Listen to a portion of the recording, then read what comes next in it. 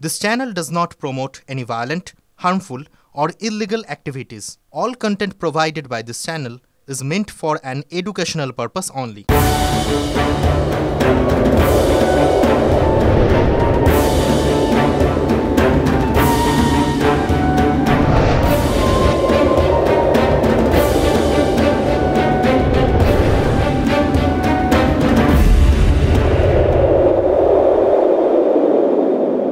নমস্কার, TV9 বাংলায় আপনাদের প্রত্যেককে স্বাগত। ভোট যুদ্ধ শুরু হলো বলে 19 এপ্রিল প্রথম দফা। এই ভোট তো গোটা দেশের ভোট। দেশের প্রধানমন্ত্রী কে হবেন তা নির্বাচনের ভোট। কিন্তু বাংলার দিকে তাকালে বুঝতে পারছেন এটা গোটা দেশের ভোট। ইস্যুগুলো কি? এ রাজ্যে হওয়া দুর্নীতি, সে তো আগের ভোটেও ইস্যু ছিল। ইস্যু কি? সন্দেশখালি। প্রধানমন্ত্রীর প্রতিটা সভায় সন্দেশখালি।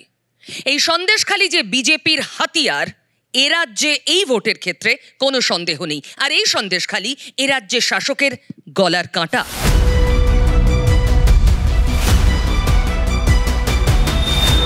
চলুন এই নিয়ে হয়ে যাক আজকের বিগ ডিবেট জিডি বিড়লা সভাঘর থেকে। আমি পিউ, আমার সঙ্গে রয়েছেন TV9 বাংলার কনসাল্টিং এডিটর অনির্বাণ চৌধুরী। অনির্বাণ।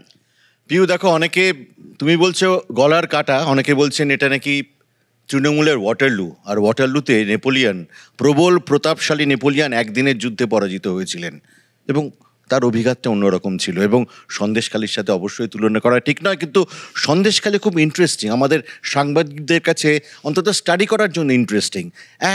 সেখানে প্রবল প্রতাপশালী এক নেপোলিয়নের মতোই এক ডিকটেটর, সে জমি দখল করেছে বেআইনিভাবে, অন্তত প্রমাণিত না হলো অভিযোগটা তাই।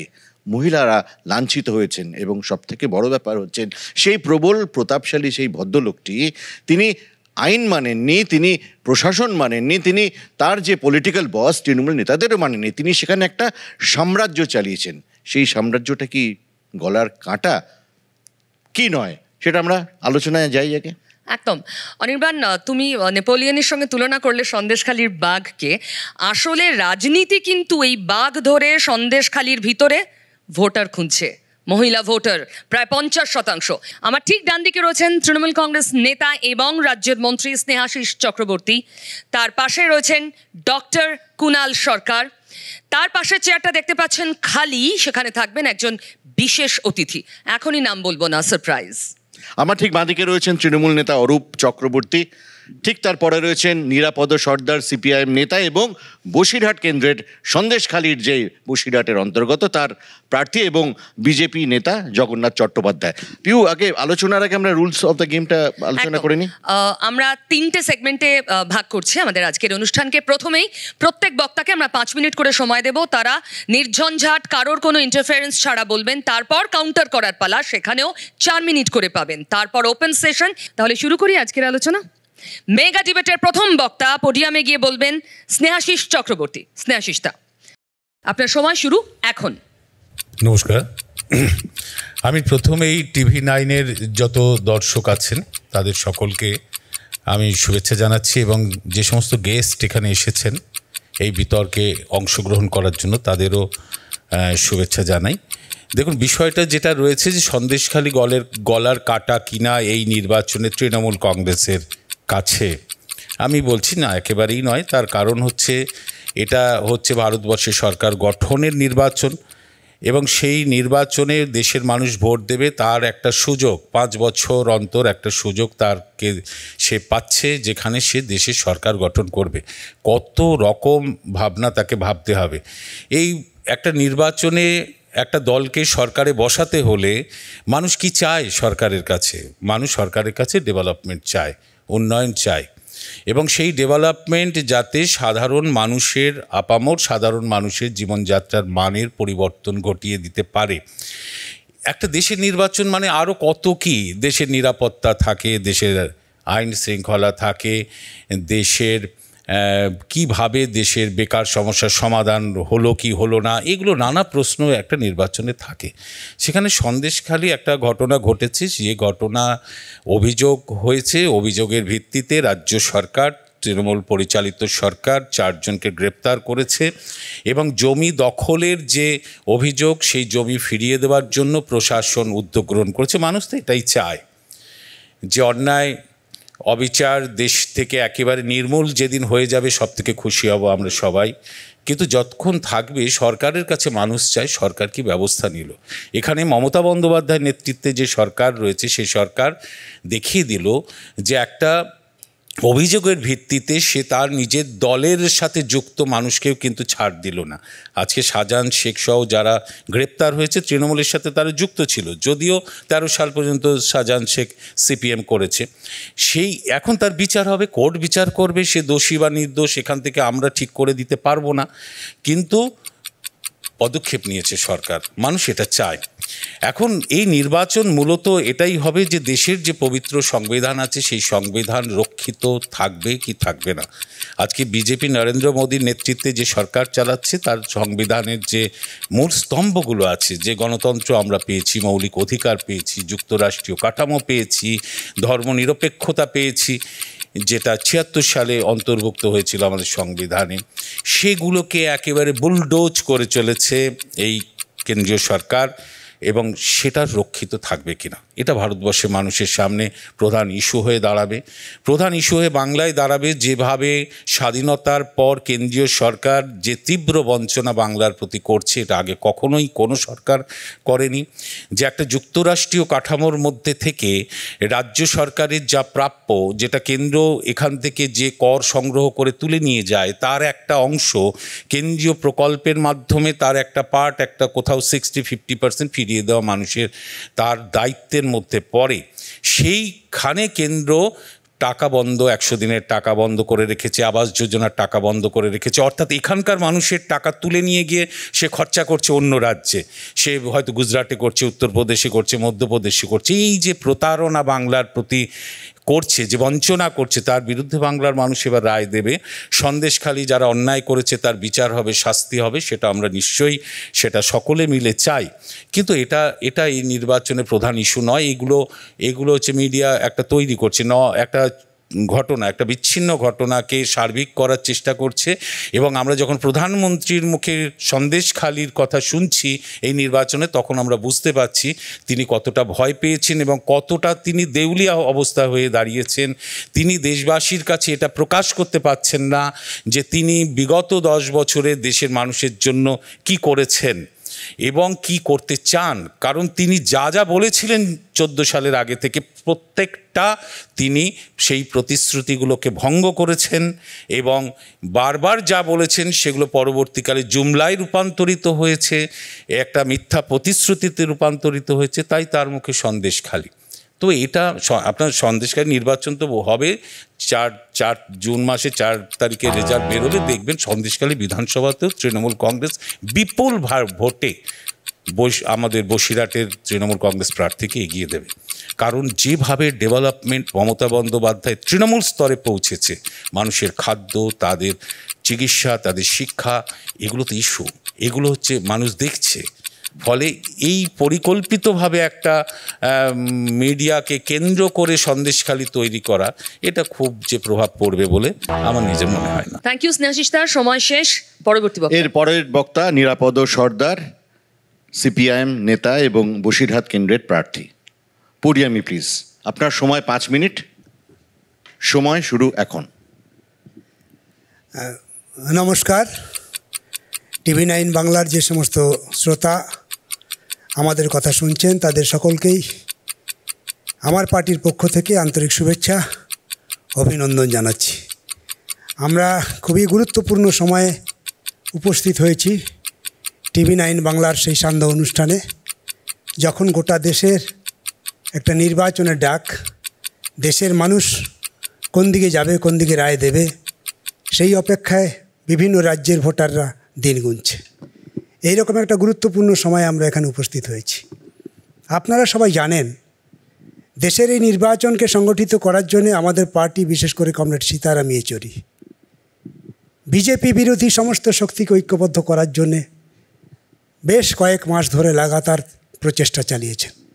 এরপরে যদি ইতিহাস রচিত হয়, তাহলে দেশের যখন বিপদ, দেশের সংবিধান যখন ভুলণ্ঠিত হচ্ছে, দেশের সার্বভৌমত্ব নিয়ে যখন প্রশ্ন উঠেছে, তখন সবচেয়ে বড় ভূমিকা কেউ যদি পালন করে থাকে তাহলে বামপন্থীদের কথা স্মরণ রাখতে হবে।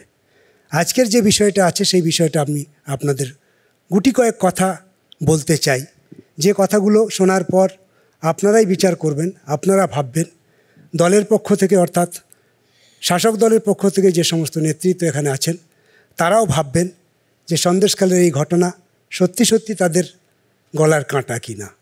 সেই জন্য আমি সেই কথাগুলো বলার চেষ্টা করছি, আপনারা শুনবেন যা যা ঘটনা এই সময়কালের মধ্যে ঘটেছে। আপনারা জানবেন 2011 সালে পশ্চিমবঙ্গে বাম শাসন অবসান ঘটে, আসে তৃণমূল, মামাটি মানুষের সরকার, যার স্লোগান ছিল বদলা নয় বদল চাই। শুরু হয়েছে বদলের রাজনীতি। বামফ্রন্টের সময় খাস ভেস্টেড যোদ্ধারের বেনামি জমি পাট্টা পেয়েছিল কিন্তু গরিব, প্রান্তিক, কৃষক, তফসিলি জাতি, উপজাতি এবং সংখ্যালঘু মানুষ। প্রতিষ্ঠিত হয়েছিল বহু বর্গাদার। এই সব জমি কিন্তু লুট হয়ে গেল। পাট্টা জমিতে চাষি যেতে পারে না। বর্গাদারদের জমি এখন শাসক দলের নেতা কর্মীদের দখলে। মাননীয় দর্শক মণ্ডলীর কাছে আমার এটা বলার, এটা কি? এটা বদলা না বদল? বিচার আপনারা করবেন। আপনারা দেখেছেন 2011 পর আক্রমণ ধারাবাহিকভাবে বেড়েছে, লাল ঝান্ডার উপরে বেড়েছে। পার্টি অফিসগুলো দখল করে নেওয়া হয়েছে, অসংখ্য পার্টি অফিস ভেঙে ফেলা হয়েছে, পুড়িয়ে দেওয়া হয়েছে, কিছু দখলও করে নেওয়া হয়েছে, যা এখনও শাসক দলের নেতাকর্মীদের দখলেই সেই পার্টি অফিসগুলো চলছে। এই সব ঘটনা থেকে সন্দেশখালী রেহাই পায়নি। দ্বীপ এলাকায় যে সমস্ত পার্টি অফিসগুলো আছে সেগুলো এখনও তারা দখলের মধ্যে রেখেছে। দিনের পর দিন বামপন্থী নেতা কর্মীদের উপর হামলা, মিথ্যা মামলা, আক্রমণ, ঘরবাড়ি জ্বালিয়ে দেওয়া, ভাঙচুর করা, জরিমানা না দিলে ঘর থেকে তাড়িয়ে দেওয়া, এই সমস্ত ঘটনা ধারাবাহিকভাবে ঘটেছে। এই সমস্ত ঘটনা থেকে আমরা কি শিখব? আপনারা কি বলবেন? বদলা না বদল? প্রশ্ন আপনাদের কাছে। শুরু হলো লুট, সন্ত্রাস, পঞ্চায়েতের টাকা লুট, ঘরের টাকা লুট, 100 দিনের কাজের টাকা মানুষ পায় না। এই সময়ে সরকার নিয়ে আসলো লক্ষ্মী ভাণ্ডার মায়েদেরকে প্রজেক্ট করার জন্যে। কিন্তু লক্ষ্মী ভাণ্ডারে কি সত্যি সত্যি মায়েরা মর্যাদা পেয়েছে? মায়েদের সম্মান বেড়েছে? লক্ষ্মী ভাণ্ডার দেই বলে রাত্রেবেলা রাত 12টায় পার্টি অফিসে ডাকতে হবে, ইচ্ছে মতন যখন খুশি ডেকে পাঠাতে হবে? এতে মনে হয় না আমাদের রাজ্যের মা বোনেদেরকে সম্মান দেওয়া হলো, এতে অসম্মানিত হয়েছে। গোটা রাজ্যের মা বোনেরা এটাকে ভালোভাবে গ্রহণ করছেন না। শেখ শাহজাহানের রাজত্ব আপনারা দেখেছেন এই সময়কালের মধ্যে ধারাবাহিকভাবে জমি লুট থেকে শুরু করে সব কিছুই তাদের দখলে আছে। কিন্তু বারে বারে প্রশ্ন উঠলেও সেই প্রশ্নের সমাধান হয়নি। বারে বারে সরকার পক্ষ কিন্তু শেখ শাহজাহানদেরকে রক্ষা করার চেষ্টা করেছে, অপরাধীদেরকেই রক্ষা করার চেষ্টা করেছে। কিন্তু উল্টো দিকে আমরা দেখতে পাই আমাদের রাজ্যে লক্ষ লক্ষ গরিব মানুষ কাজ করার টাকা পাচ্ছে না, 100 দিনের কাজের টাকা পাচ্ছে না, তাদের জন্য ভাবনা নেই। শেখ শাহজাহান যেদিন ধরা পড়েছে সেদিন সরকার পক্ষ চলে গেল কোর্টে, কিন্তু লক্ষ লক্ষ মানুষ 100 দিনের কাজের টাকা পাচ্ছে না, তার জন্য কিন্তু তারা কোর্টে গেল না। তাদের জন্য নাটক শুরু হলো, একবার রাজভবনে, একবার দিল্লিতে। তাতে গরিবের কি হলো? গরিব তো টাকা পেল না, গরিব তো সেই টাকা থেকে বঞ্চিত হলো। সেই জন্য এই বিষয়গুলো এই সময়কালের মধ্যে ঘটেছে। সন্দেশখালীর ঘটনা আমাদের কাছে লজ্জার, আমাদের রাজ্যের মানুষের কাছে লজ্জার। এটা কখনো ঘটনা হতে পারে না, এই ঘটনা কখনো রাজনৈতিক ইস্যু হতে পারে না। এটা গোটা রাজ্যের, গোটা মানুষের লজ্জার বিষয়। এর প্রতিবাদ জানিয়ে গোটা সন্দেশখালীর মানুষ দলমত নির্বিশেষে একযোগে একসঙ্গে তারা গণতান্ত্রিক আন্দোলন গড়ে তুলেছিল। সেই আন্দোলনকেও কিন্তু ভেঙে দেওয়ার প্রবল ষড়যন্ত্র হয়েছে। এবং যারা এই সংগঠনকে ভাঙলেন, এই সংগঠনকে যারা ভাঙলেন তাদেরকেও কিন্তু মানুষ ক্ষমা করবে না। ধন্যবাদ, নমস্কার। থ্যাংক ইউ নিরাপদবাবু। এরপর পরবর্তী বক্তা ডক্টর কুণাল সরকার। সময় 5 মিনিট। কুণালদা, পোডিয়ামে গিয়ে বলতে হবে। সন্দেশখালী কি গলার কাঁটা এ রাজ্যের শাসকের জন্য? সময় 5 মিনিট, শুরু এখন। পিউ, ধন্যবাদ, এবং TV9-এর সমস্ত দর্শককে নমস্কার। এখন আমাদের জীবনে তো অভিজ্ঞতার অভাব নেই, তো বহু বছর আগে বিদেশে একটা হাসপাতালে কাজ করতাম, তার পাশেই ছিল একটা ডেলিনকুয়েন্ট প্রিজন, এবং সেখানে একেবারে বেপরোয়া, মেন্টালি ডিস্টার্বড কিছু ছেলেমেয়েরা থাকতো, এবং আমার দুজনের কথা মনে পড়ে, যাদের এক একজনের গলার থেকে আমি গলার কাঁটা বাদ দিন, কাঁটা পাটা বাদ দিন, আমি 3 সেট করে এরিয়াল বার করেছি, 3 বার করে হেডফোন বার করেছি।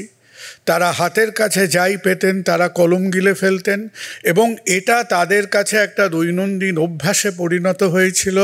টিল এমন একটা সময় এলো যে তারা এমন কিছু একটা গিলে ফেললেন, একটা কলম গিলে ফেললেন যেটা তার খাদ্যনালীকে এফোড় ওফোড় করে দিল। এবং সেই সময় এই বহুবারের এই বেপরোয়া মানুষগুলোকে আমরা হাজার চেষ্টা করেও আর বাঁচাতে পারলাম না। এখন বিভিন্ন সময় বিভিন্ন গলার কাঁটা নিয়ে ঘুরে বেড়ানোটা আমাদের বিভিন্ন রাজনৈতিক দলের এটা একটা অভ্যেস। তাদের বহু প্র্যাকটিস, বহু নেট প্র্যাকটিস আছে। আজকে সন্দেশখালি হয়তো কিছুটা একটা হয়তো মাগুর মাছের কাঁটা তৃণমূলের গলায়, ওদিকে ইলিশ মাছের কাঁটা ইলেকটোরাল বন্ডস হয়ে বিজেপির গলায় ঘুরে বেড়াচ্ছে, এদিকে স্টেট ব্যাংক অফ ইন্ডিয়াকে একটা দালাল হিসেবে ব্যবহার করার কাঁটা আমাদের সমস্ত রাজনৈতিক প্রশাসনের গলায় ঘুরে বেড়াচ্ছে।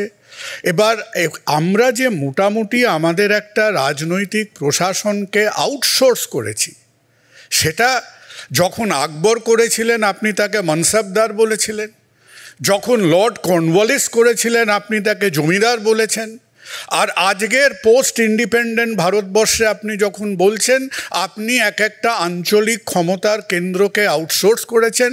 এই ক্ষমতার আউটসোর্স করা কেন্দ্রগুলো যখন বেপরোয়া হয়ে যাচ্ছে, আউট অফ কন্ট্রোল হয়ে যাচ্ছে, তখন রাজনৈতিক এস্টাবলিশমেন্টরা সমস্যায় পড়ছে। এখন সে সমস্যাটা কত বড় সমস্যা সেটা তারা নিজেদের মধ্যে হিসেব নিকেশ করে বুঝে নেবেন। কিন্তু এটার মধ্যে আমরা হতচকিত, আমরা হতবম্ব। আমরা যখন দেখেছি ভারতবর্ষের একমাত্র মহিলা শাসিত রাজ্যে আজকে মহিলারা বেরিয়ে প্রতিবাদ করছেন, আমাদের দেখতে ভালো লাগেনি। তৃণমূলের তরফ থেকে it has been a public relations failure. এই যে 7 দিন না 8 দিন ধরে তারা লুকোচুরি খেললেন শাহজাহানকে পুলিশের সঙ্গে, that has also been a public relations failure. কিন্তু প্রশ্ন অন্য জায়গায়। প্রশ্ন হলো এত সুন্দর একটা সেট করেছেন আপনারা, এই সেটে পিছন দিকে 2 জনকে দাঁড় করিয়ে রেখেছেন, এই যে 4টে সিংহ দাঁড় করিয়েছেন, এই সিংহের পায়ের তলায় একটা চক্র আছে, যে চক্রটাকে ধর্মচক্র বলে, যে চক্র আজকে রাজনীতিকে মানুষের জীবন জীবিকার সঙ্গে কানেক্ট করছে। তাহলে সন্দেশখালি নিয়ে অন্তত আমার প্রশ্ন থাকবে, যেখানে ভেড়িতে সোনা ফলছে সেখানে কেন 80% পুরুষদের সেখানে এমপ্লয়মেন্ট নেই? সন্দেশখালি নিয়ে আমার প্রশ্ন থাকবে, আজও কেন ওই রোগা লিকলিকে বোটগুলো করে সন্দেশখালিতে পৌঁছতে হয়? কেন 70 বছর পরে আজকে মেনল্যান্ডের সঙ্গে সন্দেশখালির যোগাযোগ হলো না? সন্দেশখালি নিয়ে আমার প্রশ্ন থাকবে যে সরকার পক্ষ যখন দেখলেন যে তাদের এই রাজনৈতিক মেকানিজমটা সেখানে ফেল করছে, তারা কি মেকানিজম নিয়েছে মানুষ হিসেবে জানতে আমার একটা আগ্রহ থাকবে। আর সর্বশেষে একটা কথা বলি, ওই সিম্বলটা এবং ওই ধর্মচক্রের পাশে দাঁড়িয়ে একটা কথা জিজ্ঞেস করি যে আজকে সন্দেশখালির কন্ট্রোভার্সি শুরু হয়েছিল ইডিকে নিয়ে, এবং ইডি তার যে প্রাণমন্ত্রের ওপর বেঁচে আছে, prevention of money laundering act, আমরা কি আজকে নিঃসন্দেহ যে প্রিভেনশন অফ মানি লন্ডারিং অ্যাক্টের কি সাংবিধানিক বৈধতা আছে? ভারতবর্ষের 1 লক্ষ শব্দের ওপরে যে সংবিধান, এই সংবিধানের মধ্যে একমাত্র আইন যেটা একটা সাধারণ ভারতীয় নাগরিককে তার রাইট টু ইনোসেন্স গ্যারান্টি দেয় না। Prevention of money laundering act আজকে একমাত্র আইন ভারতবর্ষের বুকে যেখানে আমাকে যদি কেউ বিনা ওয়ারেন্ট বিনা কিছুতে অ্যারেস্ট করে, আমাকে গিয়ে সেখানে প্রমাণ করতে হবে যে আমি নির্দোষ। সেটা সমস্ত আপাদ মস্তক ভারতবর্ষের সংবিধানের সেটা পরিপন্থী। সুতরাং সন্দেশখালি নিয়ে ভাবতে হবে, সন্দেশখালির মানুষের জীবন জীবিকা নিয়ে ভাবতে হবে, এবং বর্তমান রাজ্য সরকারকে ভাবতে হবে কোথায় কোথায় তাদের ব্যর্থতা হয়েছে, এবং বর্তমান কেন্দ্রীয় সরকারকে ভাবতে হবে যে তারা ওই মিসাইল উৎক্ষেপণের মতন যে বিভিন্ন আইনগুলো মিসাইলের মতো মানুষের দিকে ছুড়ে দিচ্ছেন সেটা অন্তত ভারতবর্ষের বর্তমান সংবিধান সিদ্ধ কিনা। নমস্কার। থ্যাংক ইউ কুণাল দা, সময় শেষ। এবারের বক্তা বিজেপি নেতা জগন্নাথ চট্টোপাধ্যায়। সময় শুরু এখন। সময় শুরু, তাই গৌরচন্দ্রিকা নয়, সরাসরি বিষয়ে আসা যাক। সন্দেশখালি, এক সময়কার শেখ শাহজাহানদের সন্দেশখালি, আজ রেখা পাত্রদের সন্দেশখালি। পশ্চিমবঙ্গের রাজনৈতিক ধারাপাতে রেখা পাত্রদের রেখাপাত অবিস্মরণীয় হয়ে থাকবে। তার কারণ তৃণমূলের মাৎসন্যায়ের বিরুদ্ধে রেখা রায় আজ মুখ। তাই আজকের যে মোশন, সন্দেশখালি কি শাসকের গলার কাঁটা, এর মধ্যে কোনো কি বা কেন নেই, কোনো কিন্তু পরন্তু নেই। সন্দেশখালি শাসকের আজ গলার কাঁটা, এবং সন্দেশখালি এবং সন্দেশখালির মুখ রেখা রায়, নবান্নের অধিষ্ঠাত্রী, নবান্নের বিরাজমানা পাত্রীকে পদমুক্ত বা শাসনমুক্ত করবে। কেন? সন্দেশখালি শুধুমাত্র মহিলাদের উপর অত্যাচারের কাহিনী নয়। আমি একটি ভারী শব্দই ব্যবহার করেছি যে তৃণমূলের যে মাৎসন্যায় 10 বছর শাসনের পর পশ্চিমবঙ্গে চলছে, তার একটি সার্থক সার্বিক রূপ হচ্ছে সন্দেশখালি। কিভাবে? প্রধানমন্ত্রীজি লালকেল্লার ভাষণ থেকে সারা দেশের জন্য একটি গুরুত্বপূর্ণ কথা বলেছেন যে বিজেপি কিসের বিরুদ্ধে লড়ছে সারা দেশে, এবং তিনি 3টি বিষয়কে সামনে রেখেছেন: তোষণ, পরিবারবাদ এবং দুর্নীতি। সন্দেশখালি দেখায় যে তোষণ করতে হয় বলে শাসককে যখন শেখ শাহজাহানরা সনাতনী বাড়ির মহিলাদের পিঠে বানানোর জন্য ডেকে নিয়ে যায়, পুলিশ চুপ করে থাকে। 10 বছর আগেও সন্দেশখালি থানার বড়বাবুর চা জল বয়ে দেওয়া ছিচকে মস্তান শাহজাহান এক বিশেষ শ্রেণীভুক্ত গুন্ডা বলেই, আর তার রাজনৈতিক প্রশ্রয় এবং আশ্রয় আছে বলেই সন্দেশখালির জনজাতি, সন্দেশখালির তপশিলি মায়েরা বোনেরা দিনের পর দিন অত্যাচারিত হন। মুখ্যমন্ত্রী অবশ্যই নিয়ে একটা নির্দিষ্ট রীতি রয়েছে যে দুধেল গাইদের লাথি খেতে প্রস্তুত তিনি, কিন্তু তিনি মনে হয় ভুলে যান যে দুধেল গাইদের দুধ শেষ হয়ে যায়, কিন্তু লাথি শেষ হয় না। তাই সেদিনও আসছে, যদিও না শিল্পবন্ধা সিঙ্গুরের জমিতে ঘাস পাতা খাইয়ে ওখানকার প্রার্থী যে দুধ তৈরি করছেন সে দুধের অন্য থিওরি হবে কিনা, কিন্তু দুধেল গাইদের দুধ নিশ্চিতভাবে শেষ হবে, লাথি চিরস্থায়ী হবে, এবং 2024-এর নির্বাচন তা দেখিয়ে দেবে। এরপর আসে পরিবারবাদ। সন্দেশখালির শেখ শাহজাহানের যিনি রাজনৈতিক গুরু, যার ছত্রছায়ায় তিনি শাহজাহান হয়ে উঠেছিলেন, যাকে সেই মন্ত্রী আদর করে সম্রাট বলতেন, তিনি অবশ্য রেশন কেলেঙ্কারিতে এখন জেলে। কিন্তু পরিবারবাদী কোনো এক ভাইপোর ছত্রছায়ায় যাওয়ার কারণে শাহজাহান ওই পঞ্চায়েত সমিতির নেতা থেকে জেলা পরিষদের কর্মাধ্যক্ষ হয়েছেন, আর বালু মল্লিকের খাদ্য দপ্তর কেটে গিয়ে বন দপ্তরে পাঠিয়েছেন হাতি ধরার কাজ করতেন, এখন তিনি জেলে। ইডিকে ধন্যবাদ। পরিবারবাদের সঙ্গে আছে দুর্নীতি, আর যদি দুর্নীতির কথা বলতে হয় তাহলে সন্দেশখালিতে কি নেই? গরিব মানুষের জমি লুট, সেই জমি লুটে মাছ ব্যবসার সিন্ডিকেট চালানো, সেই মাছের সিন্ডিকেট চালাতে গিয়ে পঞ্চায়েত সমিতি দখল করা, আর পঞ্চায়েত সমিতি স্থানীয় প্রশাসনের মাধ্যমে কাটমানির র্যাকেট চালানো। বিরোধিতা করতে গিয়ে বিডিও কৌশিক ভট্টাচার্য 1 কোটি টাকার অবৈধ বেল সই করতে রাজি হননি। এই সন্দেশখালির শাহজাহান পিটিয়ে তাকে শুয়োর পেটা করেছে। শুধু দুর্নীতি বা সিন্ডিকেট বা কাটমানি নয়, মাদক পাচার, মানব পাচার, আন্তর্জাতিক চক্রের সমস্ত কিছুর মধ্যে এই শাহজাহান বাহিনীর যোগ ধীরে ধীরে প্রমাণ হচ্ছে। প্রমাণ শুধু নয়, আজ অকাট্য এই জায়গা আজকে দেশের নিরাপত্তার জন্য চরম এক অনিশ্চয়তা উদ্বেগের জায়গা হয়ে দাঁড়িয়েছে সন্দেশখালী। কারণ টেকনাফ থেকে এই সন্দেশখালী করিডর দিয়েই রোহিঙ্গারা দেশে ঢুকছে, তারপর দেশের অন্যত্র ছড়িয়ে পড়ছে।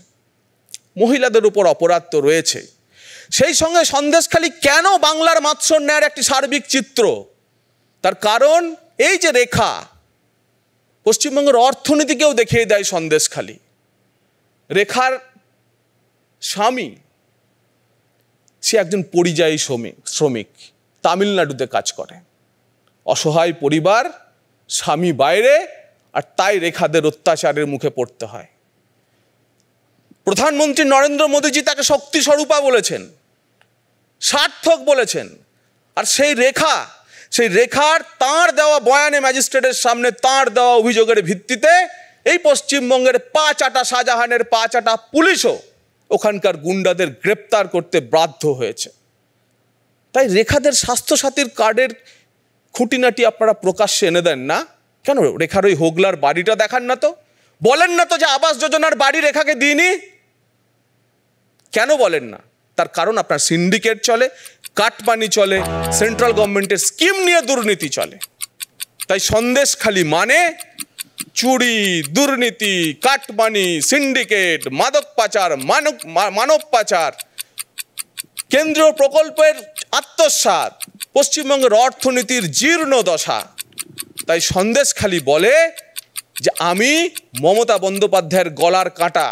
ধন্যবাদ জগন্নাথ। তাই পশ্চিমবঙ্গের মহিলারা, ধন্যবাদ জগন্নাথ, 500 টাকার লক্ষ্মীর ভান্ডার ছেড়ে শেষ, নিজেদের সম্ভ্রম আর ইজ্জত বাঁচাতে সন্দেশখালীকেই মুখ করেছে। আজ রেখারাই হারাবে মমতা বন্দ্যোপাধ্যায়কে। পরবর্তী বক্তা অরূপ চক্রবর্তী।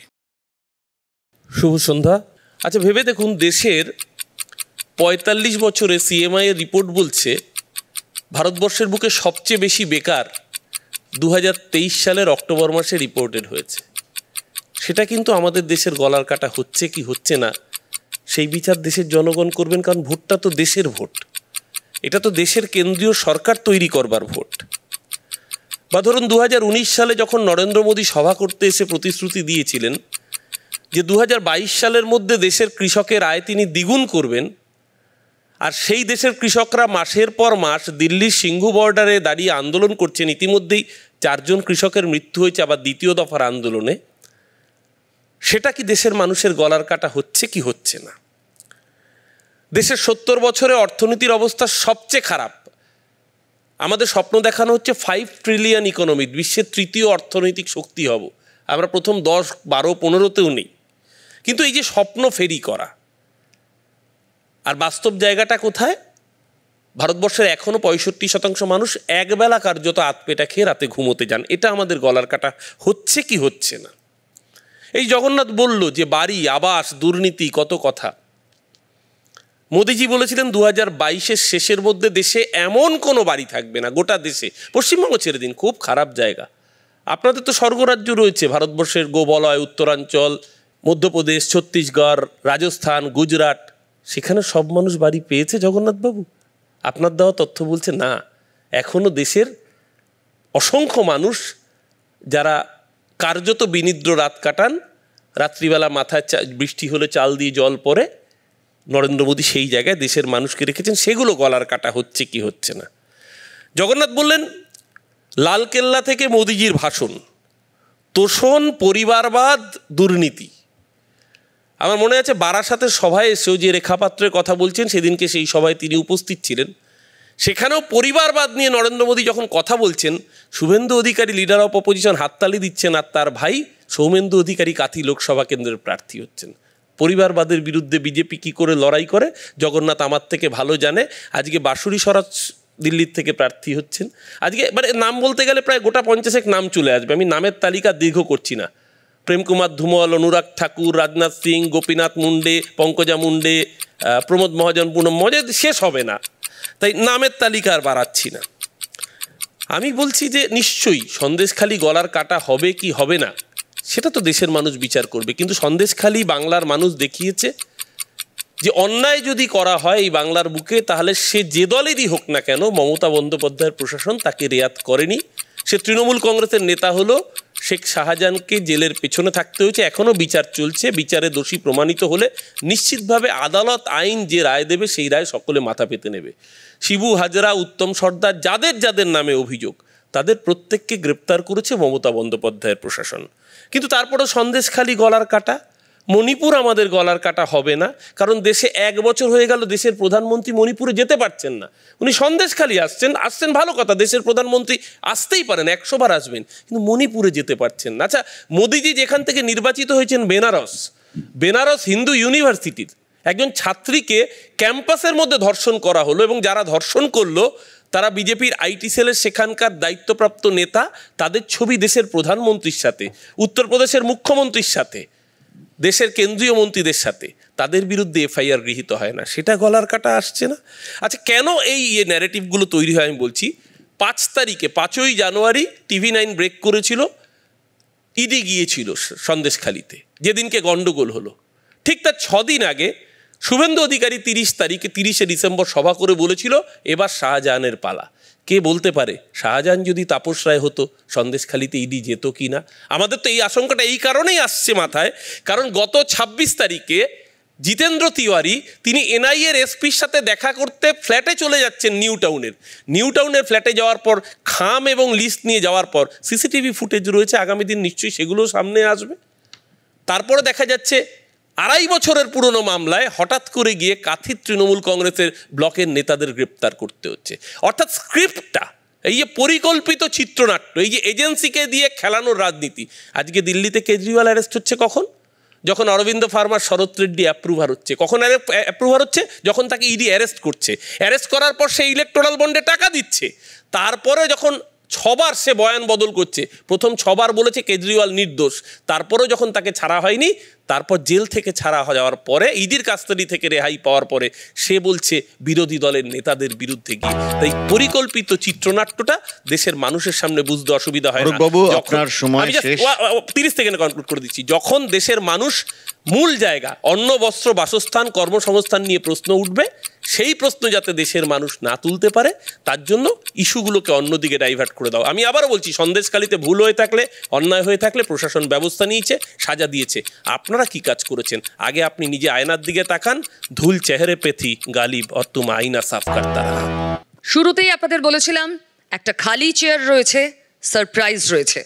সন্দেশখালি নিয়ে যখন কথা হচ্ছে তখন সন্দেশখালির প্রতিবাদী মুখ রেখা পাত্র ছাড়া সেই ডিসকাশন অসম্পূর্ণ। রেখা পাত্র আজ এই ডিবেটে অংশগ্রহণ করেছেন, স্বাগত আপনাকে রেখা ঘটনাচক্রে বিজেপির এবারের বসিরহাটের প্রার্থী। রেখার যা বলার 5 মিনিট প্রথম রাউন্ডে আপনার সময় রেখা, বাকিদের বলা হয়ে গিয়েছে, আপনার সময় 5 মিনিট পোডিয়ামে গিয়ে আপনাকে বলতে হবে, প্লিজ। আমি যে আজকের এই জায়গায়, সেটা হলো আমাদের সন্দেশখালির আন্দোলনের একটা রূপ। আজকের এই সন্দেশখালির সমস্ত মানুষদের আশীর্বাদ এখানে। আজকের ওনাদের জন্য আমি এখানে আসতে পেরেছি, ওনাদেরকে অনেক অনেক ধন্যবাদ। কেননা আজকের আমাদের এই লড়াইয়ে ওনাদের আশীর্বাদ না থাকলে, আমাদের একসাথে আমরা এই লড়াইটা না করতে পারলে হয়তো আমরা এই জায়গায় আসতেও পারতাম না, আর আজকের বসিরহাট লোকসভার আমাকে প্রার্থীও করা হতো না। তো আমি সন্দেশখালির সমস্ত মা বোনেদের, শুধু সন্দেশখালির নয়, আমার বসিরহাটের লোকসভার প্রত্যেকটা মা বোন এবং ভাইদেরকে অসংখ্য ধন্যবাদ। দেখুন, ষড়যন্ত্রকারী আর দুর্নীতিগ্রস্ত মানুষদের তো এটাই হবার ছিল, কেননা ওরা এতদিন ধরে যে সাধারণ মানুষের উপর যে অত্যাচার করেছে, আমাদের মতো মা বোনেদের সাথে যে অত্যাচার করেছে, আজকের তার একটা ফল ওনাদের পাওয়ার, এটা ওনাদের যোগ্যস্বরূপ ওরা ফল পেয়েছে। শুধু ওটা যে আজকের আমার জন্য হয়েছে সেটা নয়, প্রত্যেকটা মা বোনের জন্য। আজকের প্রত্যেকটা মা বোন এই আন্দোলনে লেগেছিল, তারা আজকে সহযোগিতা করেছিল বলে আজকের পাপীদের একটা শেষ জায়গায় এগিয়ে দাঁড়িয়েছে। তো আমরা চাইবো এই পাপীরা যেন কোনো দিন না বেরোতে পারে। শেখ শাহজাহান যেভাবে অত্যাচার করেছে, আমাদের ওপরে দিনের পর দিন অত্যাচার করেছে, আমরা থানায় গিয়েছি, থানায় গেলে আমাদেরকে কোথায় পাঠিয়েছে? শেখ শাহজাহানের কাছে। শেখ শাহজাহান পুলিশের মাথা, পুলিশের বাবা বলতে পারেন। শেখ শাহজাহান যেটা বলবে সেটা পুলিশ অফিসার শুনবে, আমাদের সাধারণ মানুষের কথা শুনবে না। আর শোনেও নি। আমরা গেলে আমাদেরকে পাঠিয়ে দিত শেখ শাহজাহান শিবু হাজরার অফিসে। আমরা সেখানে রিপোর্ট করতে গেলেও কাদের বিরুদ্ধে রিপোর্ট করতে যাব? যারা অত্যাচার আমাদের উপর করছে তাদের বিরুদ্ধে তো আমাদের ওদের কাছে গিয়ে বলতে হবে। তো আমরা নিজেদের কবর নিশ্চয়ই খুলতে পারবো না, যেহেতু আমাদের এই এমন একটা পর্যায়ে চলে গেছিলাম আমরা, যে আমরা নিজেরা জীবনের ভয়ে এই অত্যাচার স্বীকার করে নিয়েছিলাম। তারপরে যখন এই সন্দেশখালির বুকে গিয়ে ইডি যখন ওনাদের গুন্ডা বাহিনীর যখন শেখ শাহজাহানের ভাড়া করা গুন্ডা বাহিনীর হাতে যখন আক্রান্ত হলো, তখনই আমাদের আরও মনোবল বেড়ে গেল যে এইবার হয়তো আমরা আমাদের লড়াইটা শুরু করে দেওয়ার মনে হয় শেষ সময়টা এসে গেছে। এইবার যদি আমরা না শুরু করতে পারি তাহলে হয়তো এরপরে আমাদের তুলে নিয়ে গিয়ে আমাদের সাথে এরকম নোংরা ব্যবহার করা হয়, এরপরে আমাদের ঘরে ঘরে এসে আমাদের সাথে এরকম নোংরা ব্যবহার করা হবে। আমরা এটা আর হতে দিতে পারি না বলে আমাদের ওখানে আদিবাসী সমাজ কল্যাণের অনেক মা বোনেরা আছে, ওনারাই প্রথমে আমাদেরকে সাহায্য করেন যে বৌমা আজকে আমরা এর একটা বিহিত করব, আমরা মা বোনেরা মিলে চলো একটা আন্দোলনের লেবে পড়ি। তো আমরা ভাবলাম যে হ্যাঁ এটাই আমাদের হয়তো করা উচিত, আমাদের তো একদিন মরতেই হবে, যে শেখ শাহজাহানের হাতেই হোক আর সেই ভগবানের আশীর্বাদেই হোক মরতে হবে। তো আমরা এই দুর্নীতিগ্রস্ত মানুষদের শেষের একটা লড়াই লড়েই মরি। তা এখন সেই লড়াই মরণের লড়াই হয়নি, আমাদের সত্যি জয় জয়কারের লড়াই হয়েছে। আজকের এই লড়াইয়ে লেবে আমরা সত্যি দুর্নীতিগ্রস্ত মানুষদের, শেখ শাহজাহানদের মতো মানুষদের আজকে সত্যি উপযুক্ত শাস্তি দিতে পেরেছি। আর তার জন্য সত্যি আমার পুরো বসিরহাট লোকসভার মা বোনেরা, যত মা বোন অত্যাচার হয়েছে প্রত্যেকটা মা বোনের অসংখ্য অসংখ্য ধন্যবাদ। আর তার সাথে ছিল আমাদের মাননীয় প্রধানমন্ত্রী, ওনারও এতে অবদান আছে। আজকের উনি আমাদের পাশে যেভাবে মাথায় হাত দিয়ে দাঁড়িয়েছিলেন বলে হয়তো আমরা একটা বল পেয়েছি, কেননা আমাদের প্রতি যেটা করার কথা ছিল আমাদের মুখ্যমন্ত্রী ম্যাডামের, কিন্তু উনি করেননি। কেন করেননি? উনি তো এই দুর্নীতিগ্রস্ত মানুষদের জন্ম দিয়েছে। শেখ শাহজাহান তো ওনারই মনে হয় উপযুক্ত একটা ক্রিমিনাল সন্তান। তবু আমরা ভেবেছিলাম আজকে যে মহিলা আমাদের ভোট লুট করে নিত গুন্ডা বাহিনী দিয়ে, উনি হয়তো আমাদের পাশে এসে দাঁড়াবেন, কিন্তু দাঁড়ালেন কে? আমাদের মাননীয় মোদিজি আমাদের পাশে দাঁড়ালেন। সেটা আমাদের মাথার ওপরে পুরো যেমন একটা মানুষের ছাদ থাকে, মাথার ওপর ছাদ না থাকলে যেমন অসহায় পড়ে, তেমন একটা ছাদ ওনার হাত ছায়া আমরা পেয়ে একটা ছাদ পেয়েছি। আমাদের ভাঙা ঘরে বাস করলেও ওনার ছত্রছায়া পেয়ে আমরা সত্যিই খুব খুশি। আর ওনার ছত্রছায়া থেকে হয়তো আমরা আগামী দিনটা হয়তো আমাদের এই মা বোনের সম্মানের লড়াই আমরা লড়ে অন্তত জয়যুক্ত হতে পারবো। থ্যাংক ইউ রেখা, আবার পরে শুনছি আপনার কথা। থ্যাংক ইউ, প্লিজ বসুন। আমাদের সঙ্গে মাননীয় অতিথিরা আছেন। প্রথম রাউন্ড আপনারা শুনেছেন, যার যা বলার 5 মিনিট ধরে বলেছেন প্রত্যেকে, কিন্তু এবার কাউন্টার করার পালা। শুরু করা যাক তাহলে। শুরু করো। যেহেতু শুরু করেছিলাম স্নেহাশিস তাকে দিয়েই, একগুচ্ছ অভিযোগ আপনাদের বিরুদ্ধে, কি কাউন্টার করতে চান আপনি? আবার কিন্তু পোডিয়ামে গিয়েই বলতে হবে। এবার সময় প্রত্যেক বক্তার 4 মিনিট করে, প্লিজ মাথায় রাখবেন। যেটা হলো বিজেপির মতো দুর্নীতিগ্রস্ত দল সারা পৃথিবীতে খুঁজে পাওয়া খুব শক্ত আছে।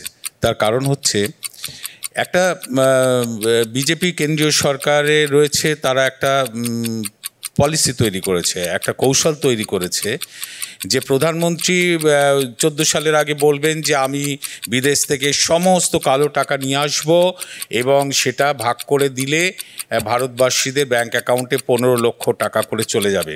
সামনে রাখলেন মানুষকে, 1 টাকাও কালো টাকা বিদেশ থেকে আনতে পারলেন না, বরঞ্চ তার 10% বিদেশে কালো টাকা তার আমলে ভারতবাসীদের বৃদ্ধি পেয়েছে। আর বিজেপির পার্টি ফান্ডে টাকা ঢুকেছে। হুমকি দিচ্ছেন ব্যবসায়ীদের, টাকা আদায় করে দেব মানুষকে দিলেন না, বিজেপির পার্টি ফান্ডে ঢুকে গেল। একেবারে পিএম কেয়ার ফান্ড থেকে শুরু করে ইলেকটোরাল বন্ড, প্রতিটি ক্ষেত্রেই দেখা যাচ্ছে যে যারা বিজেপি সরকারের থেকে, কেন্দ্রীয় সরকারের থেকে বড় বড় বরাত পেয়েছেন তারা বিজেপির পার্টি ফান্ডে টাকা দিয়েছেন, এবং যাদের ইডি সিবিআই ইনকাম ট্যাক্স দিয়ে হ্যারাস করা হয়েছে সেই সমস্ত ব্যবসায়ীরা বিজেপির পার্টি ফান্ডকে বাড়িয়ে তুলেছেন। অর্থাৎ এটা হচ্ছে তোলাবাজির একটা পুরো সিস্টেম চালু করেছে বিজেপি, মানুষকে সামনে রেখে বড় বড় কথা। এই যে প্রধানমন্ত্রী এসে বললেন 3000 কোটি টাকা কালেকশন হয়েছে, ইডি করেছে, ওটা বিলিয়ে দেবো। কি করে বলতে পারেন? কারণ সেই টাকা তো এখন বিচারাধীন আছে, বিচারের মাধ্যমে ঠিক হবে সেই টাকা বৈধ কি বৈধ না, প্রধানমন্ত্রী ঘোষণা করে দিলেন। কারণ ভোট আছে, মানুষ সেটা বিশ্বাস করে তারপর যদি ভোটটা দিয়ে দেয়। কিন্তু এই টাকা দিয়ে দেওয়ার অধিকার তার নাই, এই বক্তব্য রাখার অধিকার নেই। যেমনভাবে কালো টাকা উদ্ধার করে এনে 1 টাকাও দিতে পারেননি, এটাও কিন্তু সেই রকমই হচ্ছে। আসলে নরেন্দ্র মোদী ভোটের আগে একটা স্বপ্ন তৈরি করেন, একটা ইলিউশন তৈরি করেন দেশের মানুষের সামনে। সেই একটা গান আছে, এই মায়াবী চাঁদের রাতে রেখে হাত তোমার হাতে, মনের এক গোপন কথা তোমায় বলতে চাই। এটা নরেন্দ্র মোদীর কথা ভোটের আগে। ভোটের পরে যখন মানুষ বলে শুনতে চাই, তখন উনি বলেন এরপরে আর গানের কথা মনে নাই। ভোটের পরে ওনার গানের কথা মনে থাকে না, কোনো প্রতিশ্রুতি রাখেননি। তাই মোদি কা গ্যারান্টির কোনো মূল্য এই নির্বাচনে থাকবে না। পাশাপাশি মমতা বন্দ্যোপাধ্যায় তিনি কিন্তু এই 10, 12, 13 বছরে দেখিয়ে দিলেন যে কটা প্রতিশ্রুতি তিনি ইস্তাহার বা ম্যানিফেস্টো আকারে 11, 16, 21-এর আগে দিয়েছিলেন, সবটাই তিনি 1, 2, 3, 4 করে বাস্তবের মাটিতে রূপায়িত করে দিয়েছেন। এবং তার অজস্র প্রকল্প জাতীয় স্তরে আন্তর্জাতিক স্তরে স্বীকৃতি পেয়েছে এবং অনুকরণযোগ্য হয়েছে। তাই দিদির প্রতি ভরসা থাকবে এই নির্বাচনে তৃণমূল কংগ্রেস পশ্চিমবঙ্গের অন্তত সমস্ত আসনেই জয়ী হবে। এটাই হচ্ছে 4 তারিখের পর আমরা দেখব। Thank you Snehashis. ধন্যবাদ। এরপরে আমি ডাকবো নিরাপদবাবুকে, আর সঙ্গে সঙ্গে জিজ্ঞেসও করবো এতদিন চুপ ছিলেন কেন? হঠাৎ ইডি এলো, একটা গন্ডগোল হলো, সেই দিনের জন্য ওয়েট করতে এত অন্যায় অবিচার, এত পার্টি অফিসে লুট, ভয় ছিলেন। অবশ্যই আপনার উত্তর হবে আতঙ্কের পরিবেশ, ভয়ে ছিলেন। কিন্তু আলিমুদ্দিন স্ট্রিটে তো একটা প্রেস কনফারেন্সও হতে পারতো 2 বছর আগে, হঠাৎ এই ইলেকশনের মুখে কেন? 2011 সালে যখন আমাদের বামপন্থীদের পরাজয় ঘটে, তারপরে যখন মামাটি মানুষের সরকার আসলো, সেই সময় দাঁড়িয়ে আমাদের বামপন্থী বিধায়করা গোটা রাজ্যের যা যা ঘটনা যখন যখন ঘটেছে সবগুলোই কিন্তু যথাস্থানে আমরা বলার চেষ্টা করেছি। কেউ কিন্তু থেমে নেই, আজও থেমে নেই, তখনও থেমেছিল না। আজকের এই নির্বাচনে এখন দাঁড়িয়ে যারা বলার চেষ্টা করছে তাদেরকেই আমি মনে করিয়ে দিই, আজকের পৃথিবীর সবচেয়ে বড় কারাপশান হচ্ছে ইলেকট্রাল বন্ড। সেটা নিয়ে এবার নির্বাচন আসছে। সেই ইলেকট্রাল বন্ডে কে বা কারা ক্ষতিগ্রস্ত হচ্ছে? সব কি পয়সাওয়ালার লোকেরা হচ্ছে? সবচেয়ে বেশি ক্ষতিগ্রস্ত হচ্ছে খেটে খাওয়া গতর বিক্রি করা মানুষরাই। কারণ এদের সংখ্যাটাই সবচেয়ে বেশি, যারা অন্তত 80 কোটির বেশি মানুষ রাতে একবেলা, মানে সারাদিনে একবেলা না খেয়ে ঘুমোতে যায়। বিষয়টা ভাববার। এই জায়গায় দাঁড়িয়ে আমাদের রাজ্যে যারা আছে, যারা সরকারটা চালাচ্ছে, তারাও যে প্রতিশ্রুতি দিচ্ছে, সে প্রতিশ্রুতি কাদের জন্য দিচ্ছে, কী দিচ্ছে? এইরকম একটা সরকার আমরা চেয়েছিলাম। মানুষ তো পাল্টেছে, পরিবর্তন তো হয়েছে। নতুন একটা সরকার চেয়েছিল, সে সরকার শিক্ষা দেবে, সে সরকার কাজ দেবে, সেই সরকার মায়েদের ভরণ পোষণ দেবে, সুরক্ষিত করবে। কি দাঁড়ালো? এত বেশি করাপশন একটা সরকার চলাকালীন, তার মন্ত্রীরা সব জেলে। এই অভ্যাস কি ছিল আমাদের? এটাও তো পশ্চিমবঙ্গের মানুষ দেখছে। যে পশ্চিমবঙ্গ ছিল গণতান্ত্রিক আন্দোলনের পীঠস্থান, যে পশ্চিমবঙ্গের দিকে সারা ভারতবর্ষের মানুষ তাকিয়ে থাকে, যে পশ্চিমবঙ্গের গণতান্ত্রিক মানুষ কি ভাবছে, আমরা আজকের ক্ষমতায় থেকে আমাদের গোটা রাজ্যের মানুষের ভাবনা চিন্তাটাকে কোথায় নিয়ে যাচ্ছি? আজকে সংস্কৃতি কি দাঁড়ায়, এই এখানেই দাঁড়িয়ে দেখেছি আমি। টিভির পর্দাতে যারা কথা বলেন তাদেরকে দেখেছি, মিডিয়াতে আমি দেখেছি কি ভাষায় কথা হচ্ছে। আমি এখানে দাঁড়িয়ে দেখেছি সন্দেশখালী যে ঘটনা ঘটেছে, মা বোনেদেরকে সম্মান দিতে গিয়ে এভাবেই বলা হয়েছে যে গ্রামে যখন বক্তৃতা করা হচ্ছে মিডিয়ার সামনে, তখন ঘোমটা নেই, আর স্টুডিওতে এসে ঘোমটা। কি অবস্থা, কি এসব শুনছে তো দেশের মানুষ, মা বোনেরা শুনছে না। তাহলে আমরা কোন দিকে যাচ্ছি? সেই জন্যে এই ভোট এসেছে, ভোটের জন্য সবাই যার যার কথা বলছেন, কিন্তু যে যার আদর্শর একটা গোপন রহস্য আড়াল করে এগোনোর চেষ্টা করছেন। যারা আজকের মায়েদের সম্মান দেওয়ার জন্যে রেখাদেরকে প্রজেক্ট করার চেষ্টা করছেন, তারা সত্যি সত্যি কি রেখাদেরকে প্রজেক্ট করতে চাইছেন? তাই যদি হতো তাহলে আদিবাসী রাষ্ট্রপতিকে দিয়ে সই করিয়ে গোটা ভারতবর্ষের আদিবাসীদের জমি পাহাড় সব লুট হতো না। আজকের কোথায় দাঁড়িয়েছে? আজকের সবটা বিবেচনার বিষয়। এই নির্বাচন অত্যন্ত গুরুত্বপূর্ণ নির্বাচন, নিশ্চয়ই মানুষ রায় দেবে, আর সন্দেশখালীর জন্যে মানুষও রায় দেবে। মানুষ এতদিন ভোট দেওয়ার সুযোগ পায়নি, সুযোগ যদি পায় মানুষ রায় দেবে। আমরা আগেও বলেছিলাম, এখনও বলছি, আমরা আগেও থেমেছিলাম না, এখনও থেমে নেই। মানুষ জাগছে, সন্দেশখালীর বিভিন্ন কর্নারে কর্নারে লাল ঝান্ডা কিন্তু উদয় হচ্ছে। ধন্যবাদ। ধন্যবাদ পিউ। আমার ডান দিকে রয়েছেন ডক্টর কুণাল সরকার। আপনার কাউন্টার করার সময় 4 মিনিট। তবে বিজেপি তৃণমূল একে অন্যের দিকে যেভাবে আঙুল তুলছে কুণালদা, তাতে মনে হচ্ছে সন্দেশখালী একটা রাজনীতির টুল হয়ে দাঁড়িয়েছে। আপনি কি তাই দেখছেন? দেখো, রাজনীতির ওইসব ঘোরপ্যাচ মারপ্যাচগুলো আমাদের মাথায় ঠিক ঢোকে না। এখন যে প্রশ্নগুলো আমাদের মতো একটা মাটো বুদ্ধির লোকেদের মনে হচ্ছে যে নিঃসন্দেহে তৃণমূলের সামনে একটা আত্মসমীক্ষা বা আত্মসমালোচনার জায়গা আছে, যে সন্দেশখালী তৃণমূলের কাছে is a failure of socio economic governance. কারণ সন্দেশখালী তৃণমূলকে চোখে আঙুল দিয়ে দেখিয়ে দিল যে যেখানে নাকি ভেড়িতে সোনা ফলছে সেখানে গ্রামের একটিও পুরুষ সেই অর্থনীতির সঙ্গে যুক্ত নয়। প্রশ্ন হলো কেন? সন্দেশখালী তৃণমূলকে দেখিয়ে দিল যে তৃণমূলের, শুধু তৃণমূল নয়, আজকে এটা ভারতবর্ষের পলিটিক্সে কম বেশি প্রত্যেকটা পার্টির একটা ধারা হয়ে গেছে যে এক একটা অঞ্চলে তাদের নামগুলো আলাদা, যাকে আমরা বাহুবলী সেন্ট্রিক লোকাল গভর্নমেন্ট বলি। পঞ্চায়েতি রাজ চুলোয় গেছে, এক একটা অঞ্চলে আমরা এক একটা বাহুবলী সৃষ্টি করেছি, এবং মধ্যে মধ্যে যেরকম রাজার থেকে রাজার শালার ক্ষমতা বেশি হয়ে গিয়ে দাঁড়ায়, এখন যখন আমাদের শালাবাবুর ক্ষমতা রাজাবাবুর চাইতে বেশি হয়ে যাচ্ছে, সেই অঞ্চলে বিশাল সমস্যা হচ্ছে। তো উইদাউট আ ডাউট এখানে তৃণমূলের আত্মসমীক্ষার অনেক কটা জায়গা আছে। যেখানে বিজেপির বক্তব্য আজকে সন্দেশখালীকে নিয়ে আমাদের অত্যন্ত জোলো বা ডাইলিউট বলে মনে হচ্ছে, যে বিজেপি লালকেল্লা থেকে হোক, পার্লামেন্ট থেকে হোক, সেই 2016 নভেম্বর মাস থেকে হোক, বিজেপির যে পরপর বক্তব্য ব্ল্যাক মানি নিয়ে, সেটা আজকে অন্তঃসার শূন্য।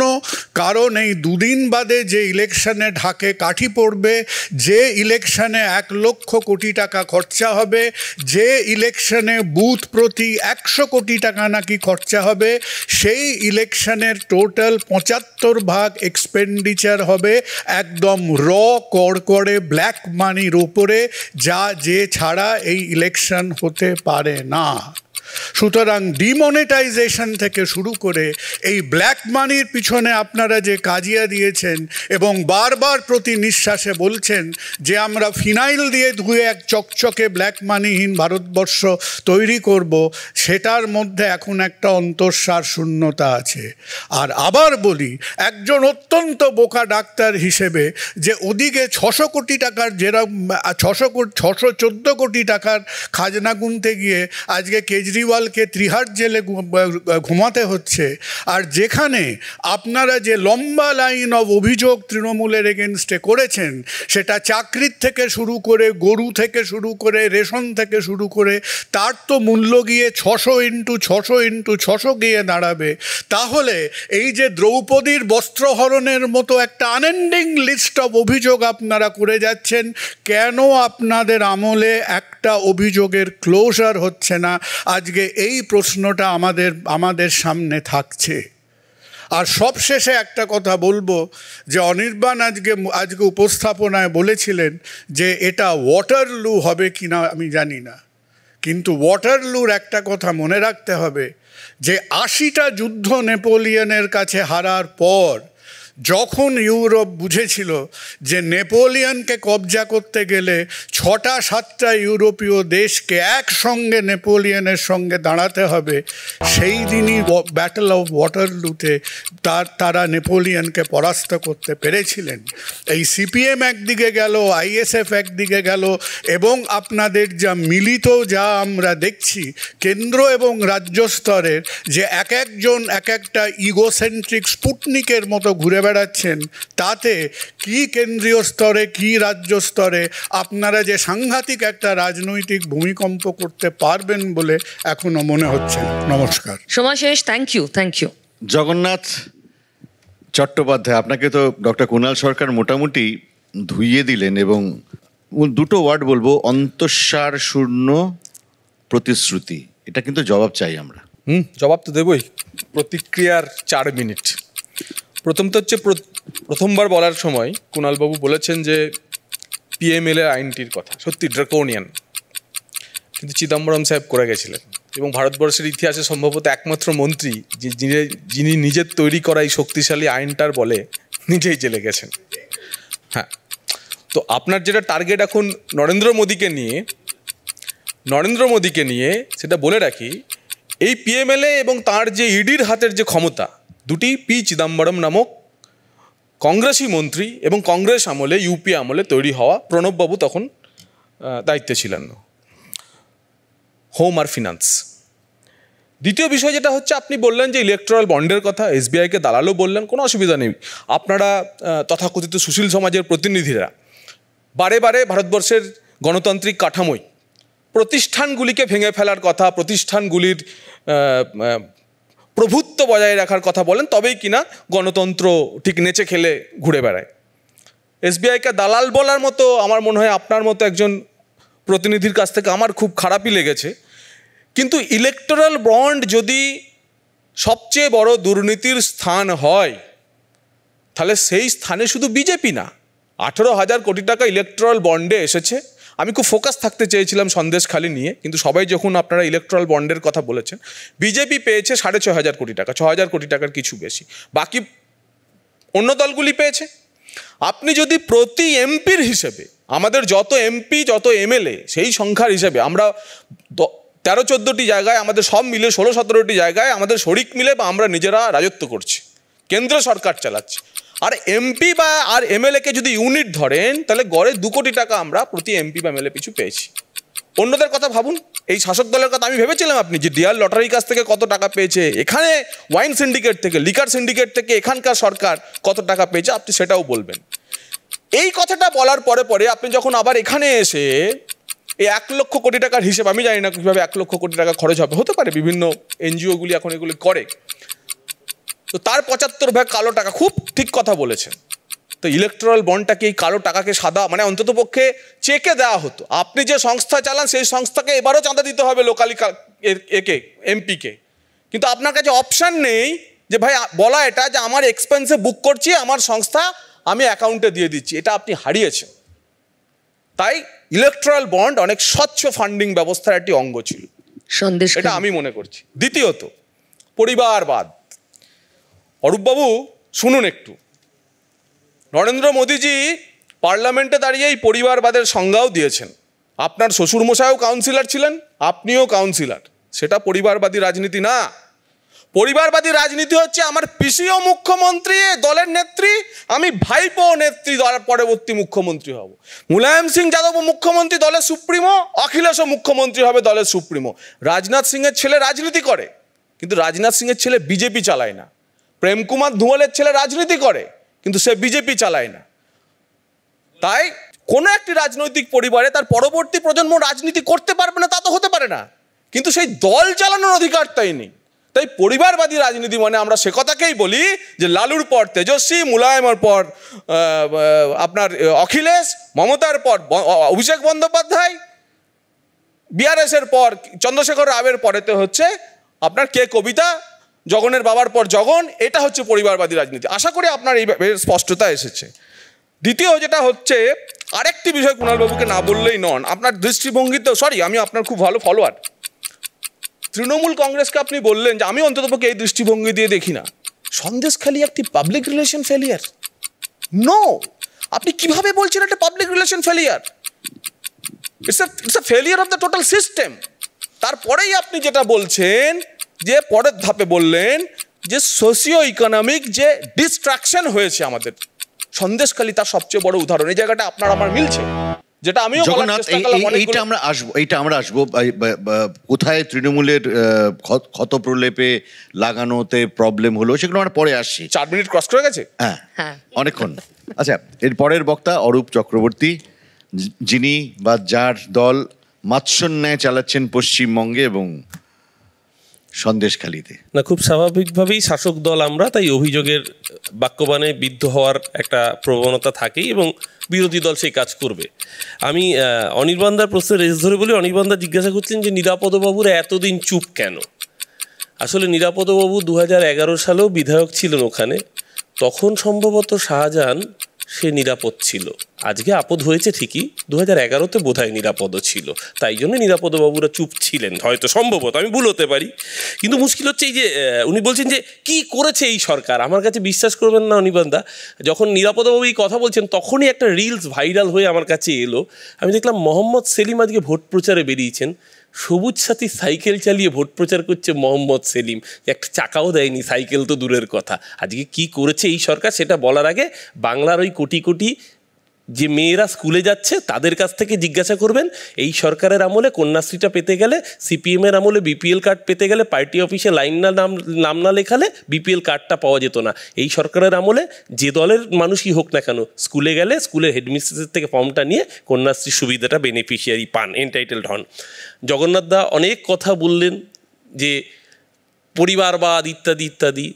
আমি তো আমার জন্মে দেখিনি, অনির্বাণদা বা পিউ দেখেছেন কিনা জানি না, জয়সাকে কোনোদিন একটা ব্যাট বল লাগাতে দেখেছেন? কোনোদিন ক্রিকেট খেলতে দেখেছেন? উনি কিন্তু পরিবারবাদের জন্য বিসিসিআই এর হর্তাকর্তা হননি, উনি কিন্তু বিরাট বড় ক্রিকেটার হিসেবেই বিসিসিআই এর হর্তাকর্তা হয়েছেন। তাই আমি এই প্রশ্নে যাচ্ছি না, মানে এই অভিযোগগুলো বলতে বলতে বলতে বলতে মানুষের কানে এত বেশি ক্লিশে হয়ে গিয়েছে, বিজেপি নিয়ে যত কম কথা বলে তত ভালো। আবারও বলছি, মূল লড়াইটা হচ্ছে লোকসভা নির্বাচন।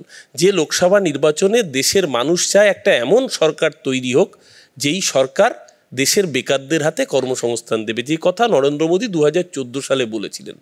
2014 সালে বলার পর 10 বছর কেটে গিয়েছে, নতুন করে 17 কোটি বেকার এই সরকারের আমলে তৈরি হয়েছে। 76টা রাষ্ট্রায়ত্ত সংস্থা বন্ধ করে দিয়েছে এই সরকার। আজকে এই সরকারের কাছে কোনো দিশা দেখাতে পেরেছে ভারতবর্ষের বেকার যুবকের কাছে যে আগামী দিন তারা ক্ষমতায় আসলে কি হবে? আজকে যারা একদিন ক্ষমতায় আসার আগে গ্যাসের দাম বাড়লো কেন, স্মৃতি ইরানি সেই গ্যাসের সিলিন্ডারের প্ল্যাকার্ড নিয়ে মনমোহন সিংকে মৌনমোহন বলেছিলেন, তাদের আমলে গ্যাসের দাম 1200 টাকায় বাড়িয়ে দিয়ে আজকে আবার 100 টাকা কমানোর ড্রামাবাজি করতে হয়। আসলে ভারতবর্ষের মানুষ দেখে নিয়েছে, বুঝে নিয়েছে তাদের নিত্যদিনের অভিজ্ঞতায় যে এই সরকার থাকলে ওই মোদিজির গ্যারান্টিটা হবে যেই দিনকে 4ই জুন ফল বেরোবে, তারপর গ্যাসের সিলিন্ডারটা 1500 হয়ে 2000 হবে, এটাই মোদিজির গ্যারান্টি। আর মমতা বন্দ্যোপাধ্যায়ের গ্যারান্টি, হ্যাঁ দুটোই 500 টাকা থেকে 1000 টাকা হয়েছে, ওদের গাত্র দেওয়া হয়েছে। রান্নার গ্যাসের সিলিন্ডার ওরা 500 টাকারটা 1000 টাকা করেছে, মমতা ব্যানার্জি লক্ষ্মীর ভাণ্ডারকে 500 টাকার থেকে 1000 টাকা করেছে। পার্থক্যটা এখানেই, একটা প্রো পিপল রাজনীতি আর একটা হচ্ছে মানুষকে প্রতিশ্রুতি দিয়ে, মানুষকে মিথ্যা ভাষণ দিয়ে প্রলোভিত করে, যেটা স্নেহাশিস বলেছে সঠিকভাবে, 3100 কোটি টাকা ইডি বাজেয়াপ্ত করেছে, সেই টাকা দিয়ে দেবো, এই বলার অধিকার প্রধানমন্ত্রীর আছে। আর দিয়ে দিলে কত টাকা পাবে দেশের মানুষ? 21 টাকা 30 পয়সা। মানে দেশের মানুষকে 21 টাকা 30 পয়সা দিয়ে নরেন্দ্র মোদী ভোট কিনছেন ভারতবর্ষে। আর উনি আরেকটা কথা বললেন ইলেকটোরাল বন্ড নিয়ে, যে কতগুলো এমপি আছে। ইলেকটোরাল বন্ড যখন কোনো কোম্পানি দেয়, সে কতগুলো এমপি আছে দেখে দেয় না, সে রাজনৈতিক দলকে দেয়। তাহলে প্রত্যেকটা দলের যতজন ক্যান্ডিডেট কন্টেস্ট করেছে সেটা দিয়ে ডিভাইড করুন। আপনি আপনার সুবিধা মতো অঙ্কের অ্যালগোরিদম সৃষ্টি করবেন। আর প্রত্যেকটা ভারতবর্ষের মানুষ তো দেখেছে আজকে ওষুধ কোম্পানিগুলোর আজকে প্রত্যেকটা ওষুধের দাম বাড়ছে কেন? এখানে ডক্টর সরকার রয়েছেন, উনি স্বাস্থ্যসাথী নিয়ে, রেখাপাত্রের স্বাস্থ্যসাথী কার্ড নিয়ে এত কটাক্ষ করলেন। আজকে ঘটনাচক্রে মোশনটা হচ্ছে সন্দেশখালি কি গলার কাটা। আমি জানি ডক্টর সরকার এখানে আমাদের মধ্যে অত্যন্ত শ্রদ্ধেয় ডাক্তারবাবু, অসংখ্য সার্জারি করেছেন, যদিও উনি ইএনটি সার্জন নন, উনি নিজেই বলেছেন। কিন্তু আমি এইটুকু বিশ্বাস করি ডক্টর সরকার যে হাসপাতালের সাথে আছেন, ওই হাসপাতালেও যদি গলার কাটা বেঁধে রেখাপা দেখবি তিনি তার স্বাস্থ্যসাথী কার্ড নিয়ে যাবেন, বিনা পয়সায় যাতে তার পরিবারের চিকিৎসাটা নিশ্চিত হয় সেটার ব্যবস্থা মমতা বন্দ্যোপাধ্যায় করেছেন। ডক্টর সরকারের থেকে জেনে নেবেন ওনার হাসপাতালও স্বাস্থ্যসাথী সুবিধা গরিব বাংলার মানুষ পায় কি না। তাই যত এই কথা বলবেন তত আপনাদের চরিত্রগুলো মানুষের সামনে এক্সপোজ হবে। বাংলার মানুষ 365 দিনের অভিজ্ঞতায় তার নিজের সাথীকে চিনে নেয় বলেই বারংবার নির্বাচনে আপনারা প্রত্যাখ্যাত হন। বাংলা তার নিজের মেয়েকে চেয়েছে, আর আপনারা তাকে বারংবার ব্যঙ্গ করেছেন, বিদ্রূপ করেছেন। যতবার বাংলার মেয়েকে ব্যঙ্গ বিদ্রূপ করেছেন, কটূক্তি করেছেন, ততবার আপনাদের বাংলার মানুষ নির্বাচনে পরাজিত করেছে। শেষ করে নিচ্ছি, যে লিগাসির কথা বলছেন, ওই যে রাজনৈতিক কর্তৃত্ব কার হাতে থাকবে আমরা তো দেখলাম। এই যে সিএ এনআরসি নিয়ে এত কথা বলছেন, বাংলার বুকে এনআরসি চালু হয়ে গেল, মেদিনীপুর থেকে এনআরসি করে দিলীপ ঘোষকে বর্ধমান দুর্গাপুরে পাঠিয়ে দিয়েছেন। বাংলার বুকে একমাত্র এনআরসি শিকার হয়েছে দিলীপ ঘোষ। কর্তৃত্ব কার হাতে গেছে? ওই পরিবারবাদ, শুভেন্দু অধিকারী, সৌমেন্দু অধিকারীদের হাতে। আপনি জগন্নাথবাবু দলের ডিসাইডিং ফ্যাক্টর নন, ডিসাইডিং ফ্যাক্টর ওই তৎকাল বিজেপি, প্যারাসুট বিজেপি। আপনাকেও তাদের আন্ডারে মুখ বুঝে রাজনীতিটা করতে হয়। ধন্যবাদ অরূপ। একটা অভিযোগ ওঠে প্রায় রেখা, যে এই আন্দোলনটা সাধারণ মানুষের আন্দোলন নয়, এটা হচ্ছে বিজেপি সংগঠিত একটা আন্দোলন, মহিলাদের বিজেপি সংগঠিত করে এই আন্দোলনটা করেছে। সেই বিষয়ে আপনার প্রতিক্রিয়া নেব। 4 মিনিট আপনার সময়, পোডিয়ামে যেতে হবে। দেখুন, এই আন্দোলন সাধারণ মানুষের ছিল, মা বোনেরই আন্দোলন ছিল। এটা কোনো বিজেপি সংগঠিত ছিল না। এখানে টিএমসির কিছু মানুষ হয়তো এটা বিজেপির সংগঠিত বলে চালিয়ে দিচ্ছে, তো চালাতে দেন, এতে আমার কোনো কিছু যায় আসে না। কেননা আমাদের লড়াই, আমার মা বোনেদের লড়াই আমরা লড়ে নেব। এখানে হয়তো বিজেপি আমাদের সহযোগিতা করেছেন, আজকে সন্দেশখালীর মা বোনেদের মুখ হিসেবে হয়তো আমাকে টিকিট দিয়েছেন বসিরহাট লোকসভার, তার জন্যই হয়তো ওনাদের জ্বালা করছে। আমার যেটা বলার, দেখুন এরম টিএমসির গুন্ডা বাহিনী আমাদের সন্দেশখালীতে এখনও আছে, যারা এখনও অবধি বিরোধিতা করে যাচ্ছে। তো আমরা মনে করছি এবার লোকসভা ভোটের পরে হয়তো ওনারা নিজের জায়গাটা কোথায় বুঝে যাবেন। ওনাদের মতো আমরা ঘরে ঘরে গিয়ে অত্যাচার করবো না, মা বোনদের টেনে আনবো না, ভাইদেরকে মেরে দেবো না। আমরা আমাদের সুস্থ সবল পরিবেশ নিয়ে ওনাদের পাশে গিয়ে দাঁড়াবো। ওনারা আজকের বিরোধিতা করছে বলে কি আমরা করবো? আমরা কোনো দিন করবো না। আমরা আমাদের জায়গায় থাকবো, ওরা ওনাদের জায়গায়। চোরের জায়গায় থাকবে, সাধুর জায়গায়। তাই বলে আমরা সাধু হতে চাইছি না, আমরা সাধারণ মানুষের পাশেই থাকবো। রেখা, এই অভিযোগটা আরও বেশি গুরুতরভাবে সামনে আসে যখন মহিলারা আন্দোলনটা শুরু করার দু একটা দিন পরে মুখ ঢাকতে শুরু করলেন। তখন যাতে ওরা পলিটিক্যালি যে ওদের সঙ্গে ওরা সাহায্য পাচ্ছেন সেটা যাতে চিহ্নিতকরণ না হয়, মহিলারা যাতে বোঝা না যায় যে এরা আসলে মানে পরবর্তীকালে কোনো সমস্যার সম্মুখীন হতে পারেন। সে বিষয়ে আপনার কি মত? মানে শুরু হলো, তারপরে মুখ ঢাকতে শুরু করলেন মহিলারা। দেখুন, তারপরে সবাই যখন সোশ্যাল মিডিয়া হয়ে গেল মেয়েগুলোর মুখ, তো ওনারা মার্কিং করে নিয়েছে যে এই মহিলাগুলো বাড়ির থেকে তুলে এদেরকে মানে তাদের জীবননাশ করা হবে। এটা আমরা যখন জানতে পারি, প্রত্যেক মা বোনেরাই মুখ ডাকলো। কিন্তু আমার বাড়ি থেকেও, আমার ফ্যামিলির থেকে আমার স্বামী তো বাইরে চলে গেছিলেন, ওকেও মারধর করা হয় টিএমসির থেকে। তো আমি সেখানে দুই একদিন হয়তো মুখ ডেকেছিলাম, কিন্তু যখন ওদের অত্যাচারের সীমা বেড়ে গেল তখন আর আমার মুখ ডাকার কোনো প্রয়োজনই পড়লো না। কেননা যদি ওনাদের হাতে আমাদের জীবন দিতেই হবে তো আমরা মুখ খুলে দিই, আমরা কেন মুখ ডেকে দেবো? সেই সুযোগটা ব্যবহার করেছেন আমাদের মাননীয় মুখ্যমন্ত্রী। কি বললেন? যে বহিরাগত। আজকের বহিরাগত যে মা বোনদের বলেছে, সেই মা বোনদের পাশে একবার গেলেন না, দেখলেন না। ওনাদের অসহায়তার সুযোগ নিয়ে আজকের উনি সেটাকে পলিটিক্সভাবে উনি কাজে লাগিয়েছেন। উনি রাজনীতির ভেতরে একটা জড়িয়ে একটা করছেন। তো করতে দিন, আমাদের এতে সত্যি মা বোনেদের কিছু করার নেই। আমাদের মা বোনেদের সম্মান আজকের যেটা ওনার যা গিয়ে আমাদের পাশে দাঁড়ানোর দরকার ছিল মুখ্যমন্ত্রী, কিন্তু উনি যাননি, সেটা প্রধানমন্ত্রী গেছেন আমাদের পাশে। তা আমাদের পাশে যে হাসি মুখে গেছেন, সাহস জুগিয়েছেন, আমরা তারও কাজ করব। যেই আমাদেরকে সে টিএমসি আমাদেরকে আজকের টিকিট দিক আর বিজেপিই দিক, আমরা যে দিয়েছে তার প্রতি করব। যে আমাদের সহযোগিতা করেছে, আমাদের মা বোনদের সম্মান বাঁচানোর প্রতিশ্রুতি নিয়েছে, আমরা তারও কাজ করব। মুখ্যমন্ত্রী এখন তো বলছেন যে তার পুলিশ অ্যারেস্ট করেছে, সব রকম সহযোগিতা করা হবে। দেখুন, কি বলুন তো, উনি চাইছিলেন, ওই জন্যই তো লুকিয়ে রেখে দিয়েছিলেন যাতে ইডি সিবিআই এদের হাতে না পড়ুক, রাজ্যের পুলিশ দিয়ে অ্যারেস্ট করাবেন আর উনি নাম কিনবেন, যে ওনার জায়গাটা উনি হাজার হলেও বজায় রাখবেন। তাই তার জন্যে সন্দেশখালীর মতো অনেক সন্দেশখালীর মা বোনেদের সম্মান কেননা নিলাম হয়, অনেক সন্দেশখালীর মা বোনেদের সম্মান কেননা ওনার গুন্ডা বাহিনী দিয়ে সম্মান হানি করা, ওতে ওনার কিচ্ছু যায় আসে না। উনি একজন সত্যি নারী বটে, কিন্তু নারীর কর্তব্য উনি পালন করতে পারলেন না। মুখ্যমন্ত্রী যদি যেতেন, আপনাদের পাশে গিয়ে দাঁড়াতেন, দৃশ্যত মানে উনি নবান্ন থেকে করেছেন দাবি করছেন, তাহলে কি অন্যরকম হতো সন্দেশখালীর পরিস্থিতি? অবশ্যই উনি যদি এত অত্যাচারের পরেও যদি আমাদের পাশে গিয়ে দাঁড়াতেন, আমাদের সহযোগিতা করতেন, তাহলে আজকের মনে হয় আমাদের এতটা নিচে লাভতে হতো না, আর এতটাই আমাদের নিজেদের সম্মান আজকের হাটে বাজারে মাইকের সামনে প্রচার করে বলতে হতো না যে আমার সম্মান নষ্ট হয়েছে, সে বলতো না আমার সম্মান নষ্ট হয়েছে, এরকম করে মা বোনেরা চিলে বলতো না। সেটা সমাধান হয়ে যেত, খুব সহজভাবে সমাধান হয়ে যেত। আমাদের লড়াই আমরা লড়বো। তো থার্ড রাউন্ডে কি করবো অনির্বাণ? ওপেন সেশন শুরু। ওকে, কাকে দিয়ে? আমি স্নেহাশিস বাবুকে একটা প্রশ্ন করি। আমরা আগের পর্বে শুনলাম রেখার কথা বা বিজেপির যিনি প্রতিনিধি আছেন, একটা কমন কথা বারে ফেরত চলে আসছে, অত্যাচার। এবং আমরা যেটা দেখলাম, অন্তত ভিজুয়ালি দেখেছি, মহিলারা রাস্তায় নেমেছেন, এটা প্রতিরোধ। ওই একটা ব্যাড পিয়ার এক্সারসাইজের কথা বললেন ডক্টর কুণাল সরকার। একটা কি সত্যি কোথাও একটা বোঝার ভুল, পুরো সিচুয়েশনটাকে রিড করার ভুল, এবং ইলেকশনে এটা খুব ভয়ঙ্করভাবে আপনাদের আঘাত করবে, এটা কি মনে হচ্ছে?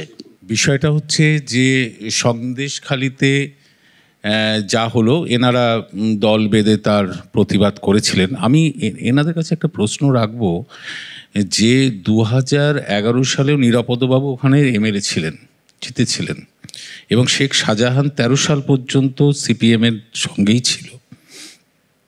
আপনাদের উপরে যে অত্যাচার হচ্ছে, আপনারা বলছেন থানায় গিয়েছিলেন, থানা আপনাদের কথা শোনেনি, তারা আবার শাহজাহানের কাছে পাঠিয়ে দিয়েছে। আচ্ছা, আপনারা কখনো কোনো দলকে বলেছিলেন, নিরাপদবাবুদের বলেছিলেন, বিজেপির নেতাদের বলেছিলেন, আপনার মুখ্যমন্ত্রীকে কখনো জানানোর চেষ্টা করেছিলেন? আপনারা করেননি। দেখুন, আপনি যে কথাটা বলছেন যে আমরা কোনো দলকে বলতে পারতাম, কোন দলকে বলতাম? যে দলকে বলতাম তার সাথে তো কংগ্রেস টিএমসি দুটোই তো মিলেই তো লড়াইটা লড়ছে, এরা তো দুজনেই তো হাত বেঁধে এটা করছে। তাহলে কাকে বলতাম আমরা?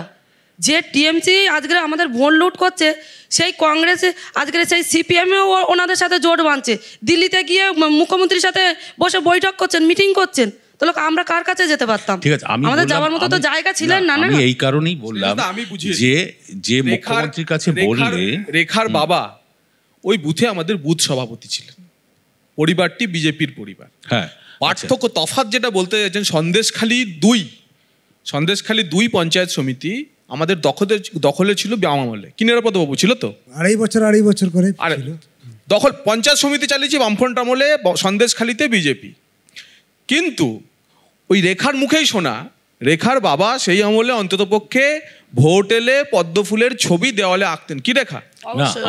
কিন্তু শাহজাহানদের হাতে যাওয়ার পরেতে আর রাজনীতি করার অধিকার বিরোধী দলের ছিল না। আমি যেটা বলছি যে সেটাই বলো, যেভাবে সেটাই আজকে এই খবর মুখ্যমন্ত্রীর কাছে গেলে, মুখ্যমন্ত্রী কিন্তু আমাদের পুলিশই গ্রেপ্তার করেছে, শাহজাহান সহ আরও যারা আছে 4 জনকে গ্রেপ্তার করেছে।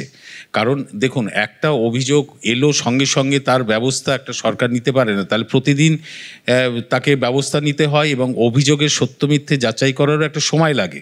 কিন্তু মুখ্যমন্ত্রী কিন্তু শেষ পর্যন্ত এই 4 জনকে গ্রেপ্তার করেছে এবং যাদের জমি, সেই জমি ফিরিয়ে দেওয়ার একটা উদ্যোগ নিয়েছে। এখন আপনি অন্য দলের একজন প্রার্থী হয়েছেন, এখন আপনার পলিটিক্যাল ব্যাপার থাকবে, আপনি নিশ্চয়ই বলবেন। আমি রাজনীতির বাইরে গিয়েও যেটা বলতে চাই যে তৃণমূল কংগ্রেস আমি শেষ করে দেবো। আমি মুখ্যমন্ত্রীর কথা বলছেন, মুখ্যমন্ত্রী গার্ডেন রিচে দৌড়ে গেলেন, মাথায় তখনও ব্যান্ডেজ বাঁধা। মুখ্যমন্ত্রী ঝড়ের রাতে মধ্যরাতে পৌঁছে গেলেন উত্তরবঙ্গে।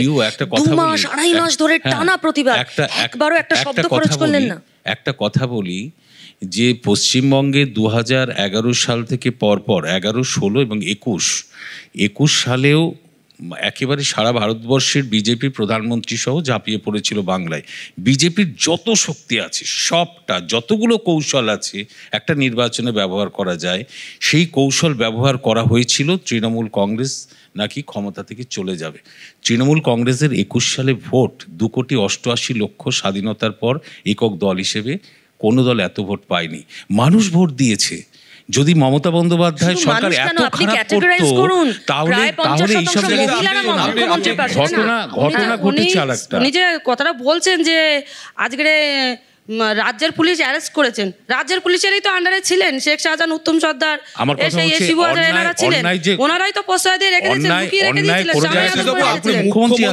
আপনি কি সঠিক জানেন আদৌ? আপনি জেনে শুনে কথা বলছেন। আমরা সন্দেশখালীতে বাস করে এসেছি, আমরা যতটুকু জানি হয়তো আপনি ততটুকু জানেন না। আপনি এখানে বসে তো আপনি বলে দিতে পারেন না যে আজকে রাজ্যের পুলিশে অ্যারেস্ট করেছে। আজকে আমাদের মুখ্যমন্ত্রী মমতা ব্যানার্জির অনুদানে ওনারা লুকিয়েছিলেন, ওনাদের দেখুন, আমি তা বলছি না, আপনি নিশ্চয়ই যে ওনাদের সন্তান, ওনারা চাইবেন নিজের সন্তানকে বলি দিতে। আপনি আচ্ছা ডক্টর সরকার, আমার কথা হচ্ছে রাজ্যের প্রধান,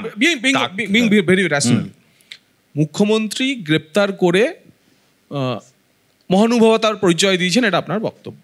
না, আমি বলি এবং আপনারা কেন মুখ্যমন্ত্রীকে জানাননি? আপনাদের তো জানাতে পারতো। আমি সেটাই আমি রেখাকে প্রশ্ন করেছিলেন, আমি তাই বলছি। মুখ্যমন্ত্রী গ্রেপ্তারি দেখাতে বাধ্য হয়েছেন রেখাদের আন্দোলনের কারণে, এটা হচ্ছে 1 নম্বর। দ্বিতীয় বিষয় যেটা হচ্ছে, কোনো একটি স্থানে আবার ডক্টর সরকারের কথা ধার করে নিয়ে যে জায়গির বা মনসবদারি বিভিন্ন এলাকাগতভাবে বিভিন্ন বাহুবলীদের হাতে এখন দিয়ে দেওয়া হয়েছে, যা হচ্ছে দুর্নীতি, বাহুবলী, শাসন ব্যবস্থাকে একটি প্রাতিষ্ঠানিক রূপ দিয়ে দেওয়া হয়েছে। এটা ঘেঁটে গেছে পুরো ব্যাপারটা, এবং সন্দেশখালী সেজন্য রাজ্যের বিভিন্ন জায়গাতে আছে। তো এরকম একটি জায়গায় আপনারই সতীর্থ আর এক মন্ত্রী সিদ্দিকুল্লাহ চৌধুরী কোভিডের সময় ত্রাণ বিলি করতে গেছিলেন। আপনি জানেন, এই শাহজাহানের তারা খেয়ে ফেরত এসছেন। এসিডিসিএল এই কিছুদিন আগে, মাস 6-7 আগে হুকিং কাটতে গেছিলেন, শাহজাহানের বাহিনীর তাড়া খেয়ে মার খেয়ে বেরিয়ে এসছে। ভিডিও কৌশিক ভট্টাচার্য 1 কোটি টাকার ফেক বিল রেজ করে বন্দুক দেখিয়ে বলেছে এখন সই করে দিন। না ভিডিও কৌশিক ভট্টাচার্য তখন কেন আপনার মুখ্যমন্ত্রী গ্রেফতার করেননি? কেন রেখা পাত্রকে বলতে হবে রেখা পাত্রদের আন্দোলনে নামতে হবে, গালে কাটা দাগ নিয়ে তাকে সাক্ষী হতে হবে অত্যাচারে, তারপরে আপনারা নাম না? আমি মুখ্যমন্ত্রীকে পছন্দ নয়, আপনি বিজেপির বড় বড় নেতা আছে, আপনি বিজেপির বড় বড় নেতা মানবিকভাবে দেখুন, তাহলে তো অ্যাকশন নিতে সুবিধা হতো। সারা এটা তো একটা আমাদের যে মুখ্যমন্ত্রীকে পছন্দ নয় একথা আমরা আগেও বলিনি। উনি যে আজকে 2011 থেকে ভোট চুরি করছেন তবুও কিন্তু আমরা মুখ খুলিনি। আজকে ওনার গুন্ডা বাহিনী দিয়ে আজকে মায়েদের সম্মান নষ্ট করছে, এই জন্য আমাদের আন্দোলন। থাকা যায় না, এতখানি ম্যান্ডেট হয় না, আমরা তো এতখানি ম্যান্ডেট। অরূপবাবু ভোট চুরির অভিযোগ আসছে। সবাই বলবেন, সবাই বলবেন। ডক্টর সরকার বলতে চান না, আপনি এইসব অভিযোগ করতে পারেন না। আপনি যে অভিযোগ করছেন, আপনি তো পরিচয় আপনি বিজেপির পরিবারের, তাই আপনি অভিযোগটা করেছেন এবং সেটা মুখ্যমন্ত্রীর বিরুদ্ধে এইসব অভিযোগ, কিন্তু আপনি বিজেপির কর্মী বলে বলছেন। মুখ্যমন্ত্রী কেন আসেননি? আপনি বিজেপির কর্মী, বিজেপি না, তাই অভিযোগগুলো ধরনের এই ধরনের অভিযোগ আপনি এইভাবে অভিযোগ করতে পারেন না। আপনি অভিযোগ এভাবে করতে পারেন না। আপনি কি করে অভিযোগ করতে পারেন? ঠিক আছে জগন্নাথ বুঝে গেছে, জগন্নাথের সিট করুন অবশ্যই। না জগন্নাথ সিট করুন না, ঠিক এইটা সরকার এখন বলেনি কারো এখনি আসছে সম্মান গেছে। সিরিয়া পারভিন বিবিকে যে বিজেপির সাংগঠনিক নেত্রী, সে এসে প্রথম হিন্দু পরিবারের যৌন অত্যাচারে অত্যাচারিত বলে অভিযোগ করেছেন। সিরিয়া পারভিন বিবিকে বিজেপির একজন নেত্রী, সম্পূর্ণ পরিকল্পিতভাবে এই ছকটা বিজেপি এবং আপনারা তৈরি করেছেন। অবশ্যই বিজেপি করেছে, উনি তো বিজেপি পরিবারের, উনি বিজেপি পরিবারের মানুষের মুখ সাধারণ ভিকটিম কোথায়? আপনি কেন একমাত্র নন কিন্তু রেখা বিজেপি করতে পারে। চক্রবর্তীর মতো একজন মানুষ কত অসংবেদনশীল হয়ে এটা বলছেন। আসছি ডক্টর সরকার। না, উনি মুখ্যমন্ত্রীর বিরুদ্ধে এই ধরনের কথা বলতে পারেন না, আমরা সেখানে আমরা চুপ করে থাকবো, এটা তো হয় না। উনি না জেনে ডক্টর সরকার উনি একজন মহিলা মুখ্যমন্ত্রী, ভারতবর্ষের একমাত্র, তার বিরুদ্ধে আপনি না জেনে কথা বলে দিচ্ছেন কেন? আপনি অত্যাচারের কথা বলছেন, নিশ্চয়ই বলবেন। আপনি কেন সোজাসুজি এরকম কেন বলছেন? এটা বলা উচিত নয়, অবশ্যই উচিত নয়, বলা উচিত নয়। এখানে মুখ্যমন্ত্রী আসছে কোথা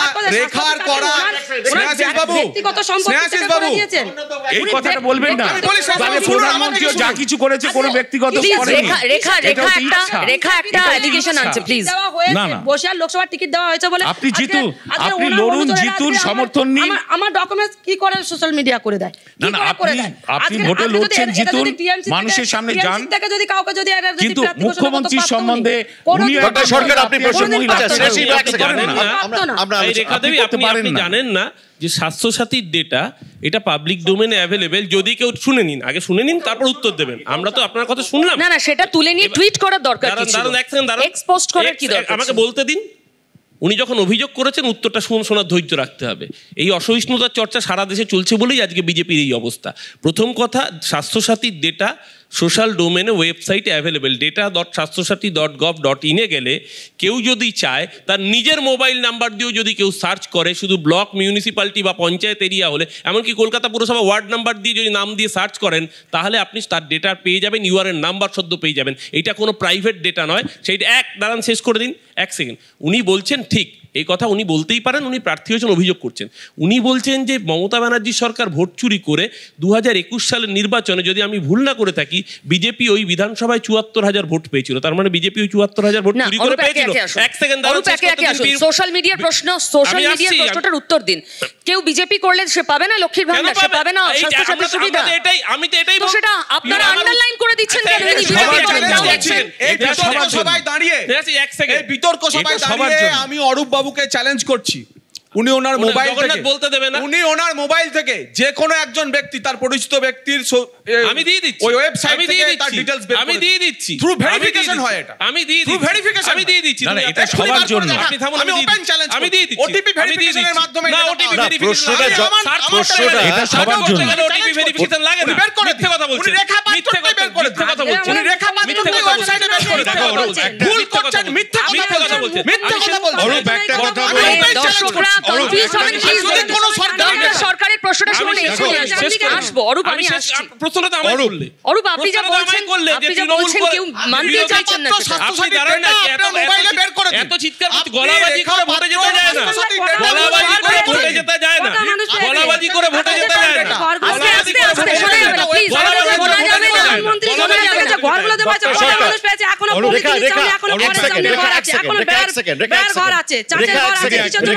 একটা মন্তব্য, একটা প্রশ্ন। একটা মন্তব্য হলো, তুমি যে কথাটা বললে আংশিক সত্য, যে স্বাস্থ্যসাথীর বেশ কিছু ডেটা ডোমেনে আছে, কিন্তু সত্যি কথা বলতে ওই পরিপ্রেক্ষিতে, ওই কনটেক্সটে ওর টোটাল স্বাস্থ্যসাথীর প্রোফাইলটা সোশ্যাল মিডিয়ায় দিয়ে দেওয়াটা আমার মনে হয় একটা অপরিণত কাজ হয়েছে। I think that was a gross immature act. কারণ বাকি প্রশ্নের উত্তর তোমরা জানো, it is an entitlement for the citizen of the state, right? দিদি, আপনাকে একটা প্রশ্ন করব, যেটা আমরা দূর থেকে আপনাদের সমস্ত ক্যাম্পেইন সংগ্রাম আমরা দেখেছি, কিন্তু একটা, যেখানে এত ভেড়ির ব্যবসার রমরমা, সেখানে আপনাদের ওখানে প্রায় নির্বিশেষে প্রত্যেকটা পুরুষ মানুষকে কেন বাইরে কাজ করতে হয়? দেখুন, আমাদের ওখানে বলে নয়, পুরো রাজ্যের মানুষেরাই আজকে আমাদের বিনা, আপনাকে রাজ্য ভ্রমণে যেতে বলেনি, সন্দেশখালিটুকু বলুন। আমরা যেরকম বাইরে গেলে বলে ভারত ভ্রমণে যেতে বলেনি, আপনি সন্দেশখালিটুকু বলুন। আপনাকে সন্দেশখালিটা প্রশ্ন করছে, আপনি পলিটিক্স করে জল ঘোলাচ্ছেন, আপনি প্রার্থী হয়েছেন, এখন পলিটিক্স করে জল ঘোলাচ্ছেন, আপনি একদম পলিটিক্স করছেন, আপনি পলিটিক্স করে জল ঘোলাচ্ছেন। আপনি মাননীয় মুখ্যমন্ত্রী সম্পর্কে বলছেন ভোট চুরি করে, 74,000 ভোট পেয়েছে বিজেপি, তাহলে 74,000 ভোট চুরি করে পেয়েছে বিজেপি, তাহলে স্বীকার করছেন যে 74,000 ভোট চুরি করে পেয়েছে। সাধারণ মানুষের জীবন নিয়ে কে চিনিমিনি খেলতে বলেছিল, সন্দেশখালী মা বোনেরা বলেছিল, শোনা যাবে না, রেখা আপনার কথাও শোনা যাবে না। বলুন, প্রশ্নটা রেখার কাছে ছিল, আমাদের যদি তামিলনাড়ুতে পরিযায়ী শ্রমিক হয়ে গেল, কি পরিপ্রেক্ষিতে? এটা কি পিকে আর অমরনাথের ভোকালটানি করছে? পিকে আর অমরনাথের ভোকালটানি করছে? শিখিয়ে দাও, কাজ নেই, কাজ ভালো জগন্নাথ, ভালো সাংবাদিক ছিল, স্ক্রিপ্টটাও শিখিয়ে দেবে এখন। ভালো সাংবাদিক আমি জানি জগন্নাথ ছিল। আরে অরূপ শোনা যাচ্ছে না, অরূপ শোনা যাচ্ছে না। কিসের জন্য যাবে? বাংলার বাইরে কেন কাজে যাবে? তাদের ফ্যামিলি নিয়ে বাড়িতে সন্তানেদের তারা পড়াতে পারে না, কেন পারবে না? কিসের জন্য আজকে দেশে কাজ পাবে না? আপনাদের ওখানে কিসের জন্য তাদের পড়াশোনার জন্য যে ভাইরা বোনেরা বসে? দিদি, আপনাদের ওখানে ভেড়িতে মাছ ব্যবসায় লোকাল ছেলেরা কাজ পায় না? কাজ পায় না। আমাদের ওখানে বাইরে থেকে লোক, মুসলিম সম্প্রদায় থেকে লোক নিয়ে গিয়ে কাজ করানো হয়। আমাদের হিন্দু সম্প্রদায় থেকে নিয়ে যান না, কোনোদিন নিয়ে যান না। আপনাকে নিয়ে যাব, আপনি যাবেন, দেখতে যাবেন আপনি। প্রতিবাদী মুখ নন, উনি যে আসলে বিজেপি রাজনীতি করতে একদমই না। এটা আপনার মন গড়া গল্প, উনি তো বিজেপি রাজনীতি করেন। এরকম আমাদের মুখ্যমন্ত্রী মন গড়া গল্প বলছেন, আপনি এটা প্রতিনিধি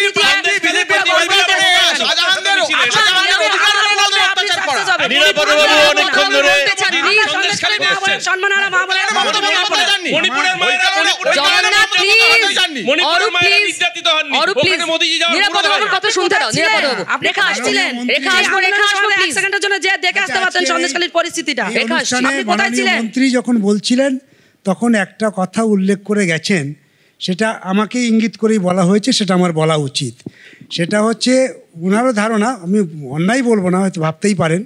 সেটা হচ্ছে তিনি বলেছেন যে শেখ শাহজাহান 2013 সালে সিপিএমের দিকেই ছিলেন, তাহলে তখন আপনারা কেন ওদেরকে জানাননি? তার উত্তর দেওয়াতেই হয়েছে। আমি বলতে চাই, শেখ শাহজাহান কোনো সময় সিপিএমের কেউ ছিল না, এটা বোঝাপড়া থাকা দরকার, কারণ এটা নিয়ে ভুল বোঝাবুঝি হচ্ছে অনেকেই। আমি বলে দিই, কারণ সিপিএমে আসার মতন সুযোগও তার ছিল না।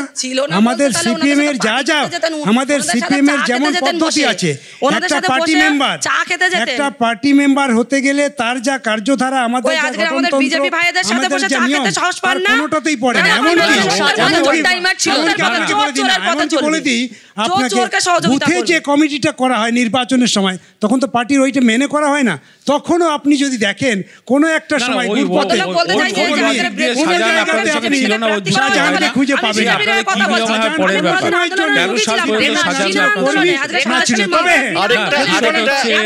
আরেকটা অভিযোগ পিউ অরূপ বাবুর কাছ থেকে আমি উত্তরটা নেব, যে এখন নাকি, আবার নাকি কথাটা আমি ইউজ করছি, লক্ষ্মীর ভান্ডার বা অন্যান্য যে টাকা আপনারা নাকি আস্তে আস্তে যারা বিজেপি কর্মী আন্দোলনের মুখ তাদের সব বন্ধ করে দিচ্ছেন আস্তে আস্তে? অবশ্যই দিয়েছে। না আমি উদাহরণ দিয়ে বলছি। প্রথম কথা, লক্ষ্মীর ভান্ডারে যে 500 টাকা থেকে 1000 টাকা হলো, এটা রেখা দেবী পাচ্ছেন কি পাচ্ছেন না সেটা উনি বলতে পারবেন। তৃণমূল কংগ্রেসের সরকার দুয়ারে সরকারের ক্যাম্পে লাইন দিয়ে যারা লক্ষ্মীর ভান্ডার বেকার ভাতা পর্যন্ত বন্ধ করে, বার্ধক্য ভাতা, বিধবা ভাতা প্রত্যেকটা বন্ধ করে দিয়েছেন। এখানে ননস্টপ বলে যাচ্ছেন, ক্যাসেটের ফিতে আটকে যাচ্ছে। আপনি শুনুন আগে, তারপর আপনার উত্তর দেব। আপনার বক্তব্য তো শোনা হয়ে গেছে, আপনি তো পুরো এই 4 তারিখে মানুষ বুঝিয়ে দেবে। বসিরহাটে 3 লাখ ভোটে হারবেন, 4 তারিখে বুঝিয়ে দেবে, সেটা বুঝিয়ে দেবে বাংলার মানুষ। এরকম এই যে পটভূমিকা তৈরি করে মানুষের সেন্টিমেন্ট ক্যাপচার করার, এই এবং মুখ্যমন্ত্রী একজন মহিলা, দেশের একমাত্র মুখ্যমন্ত্রী, তাকে এই ধরনের অসম্মানজনক মন্তব্য করা, বাংলার মানুষ তো সমস্ত কিছুই দেখছে, তাদের এত বোকা ভাবার কারণ নেই। আমি আবারও বলছি, এটাই পার্থক্য যে বাংলার বুকে যখন কেউ স্বাস্থ্যসাথী বা লক্ষ্মীর ভান্ডার পায়, দেখা হয় না সে কোন রাজনৈতিক দল করে। কিন্তু বাংলা যেহেতু বিরোধী, তাই জন্য বাংলা, তামিলনাড়ু, পাঞ্জাব সব দেশের টাকা, সব রাজ্যের টাকা আটকে দেওয়া হয়। সবাইকে একই কথা বলা হয় যে তারা ইউসি দিচ্ছে না, অথচ দেখা যাচ্ছে উত্তরপ্রদেশ আমাদের থেকে অন্তত 20 গুণ বেশি ইউসি দেয়নি। উত্তরপ্রদেশের 1 টাকা, মধ্যপ্রদেশ হাইয়েস্ট ইউসি দেয়নি আমাদের মনরেগায়। মধ্যপ্রদেশের 53% মানুষের ডেটার ইউসি নেই, মধ্যপ্রদেশের 1 টাকাও আটকানো হয় না। পশ্চিমবঙ্গে মাত্র 5000 মানুষের আধার কার্ডের সাথে জব কার্ডের লিঙ্কিং নেই বলে গোটা 100 দিনের কাজের টাকা আটকে রেখেছে। এটাই পার্থক্য, অ্যাপ্রোচ বিষয় থেকে সরে যাচ্ছে। বিষয় থেকে না, প্রশ্নটা এটাই ছিল। এটা কি আপনি জানেন যে 100 দিনের টাকার আবাস যোজনার টাকা কেন্দ্র বন্ধ করে দিয়েছে 2 বছর? আপনি জানেন সেটা? আপনি কি আপনাদের নেতাদের বলেছেন যেটা কেন বন্ধ বলেছেন? দেখুন, যদি কেন্দ্র থেকে বন্ধ করে দেয় সেটা ভালোই করেছে। চোরের মুখে তুলে দেওয়ার থেকে সাধারণ মানুষ যে টাকা তাদের পরিশ্রমের টাকা পাচ্ছে না,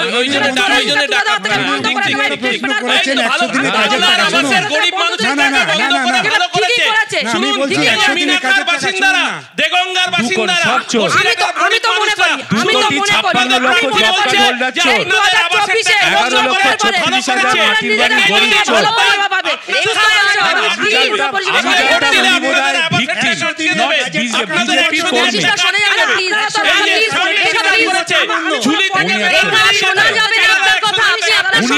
বিজেপির কর্মী। আমি জানতাম না, আমি জানতাম ভিকটিম, তাই জিজ্ঞেস করতে গিয়েছি। কিন্তু কিন্তু ওয়েবসাইট খুলে রেখাপাত্র স্বাস্থ্যসাথী ডকুমেন্টটা ক্যামেরার সামনে দেখানোর কথা জাননি। বসিরহাটের বিজেপি প্রার্থী কোটে যাওয়ার সুযোগ থাকা সত্ত্বেও ছিল, বিজয়ের টাকা আটকে দিয়েছে। 100 দিনের কাজের জন্য আমাদের আবাসের টাকা আটকে দিয়েছে, বেশ করেছে। বসিরহাটে মানুষ সিদ্ধান্ত নিন এই প্রার্থী হয়ে থাকবেন কিনা। অরূপ, প্রশ্নটা শুনতে হবে। দেখুন, আপনি যাই কাউন্টার করুন, রাজনীতি পারসেপশনের ওপর ডিপেন্ড করে। পারসেপশন হচ্ছে সন্দেশখালিতে মহিলারা অত্যাচারিত, যেটা খুব সফলভাবে প্রধানমন্ত্রী থেকে রাজ্যের একদম তৃণমূল স্তরের নেতাও এগিয়ে নিয়ে যাচ্ছেন। এই পারসেপশনের কাউন্টারে আপনাদের হাতে কি আছে? এক লক্ষ্মীর ভান্ডার। পারবেন লক্ষ্মীর ভান্ডার দিয়ে সন্দেশখালির কালি মুছতে? লক্ষ্মীর ভান্ডার লক্ষ্মী বাংলার 67টা তৃণমূল স্তর পর্যন্ত পৌঁছেছে। সন্দেশখালী বিচ্ছিন্ন ঘটনা এবং পরিকল্পিতভাবে বিজেপির কর্মীর পরিবার থেকে পরিকল্পিতভাবে এইভাবে তৈরি করা সন্দেশখালীকে, তো আমি তো ভেবেছিলাম উনি বোধহয় ভিকটিম, বাট বিজেপি কর্মীর পরিবারের। সত্য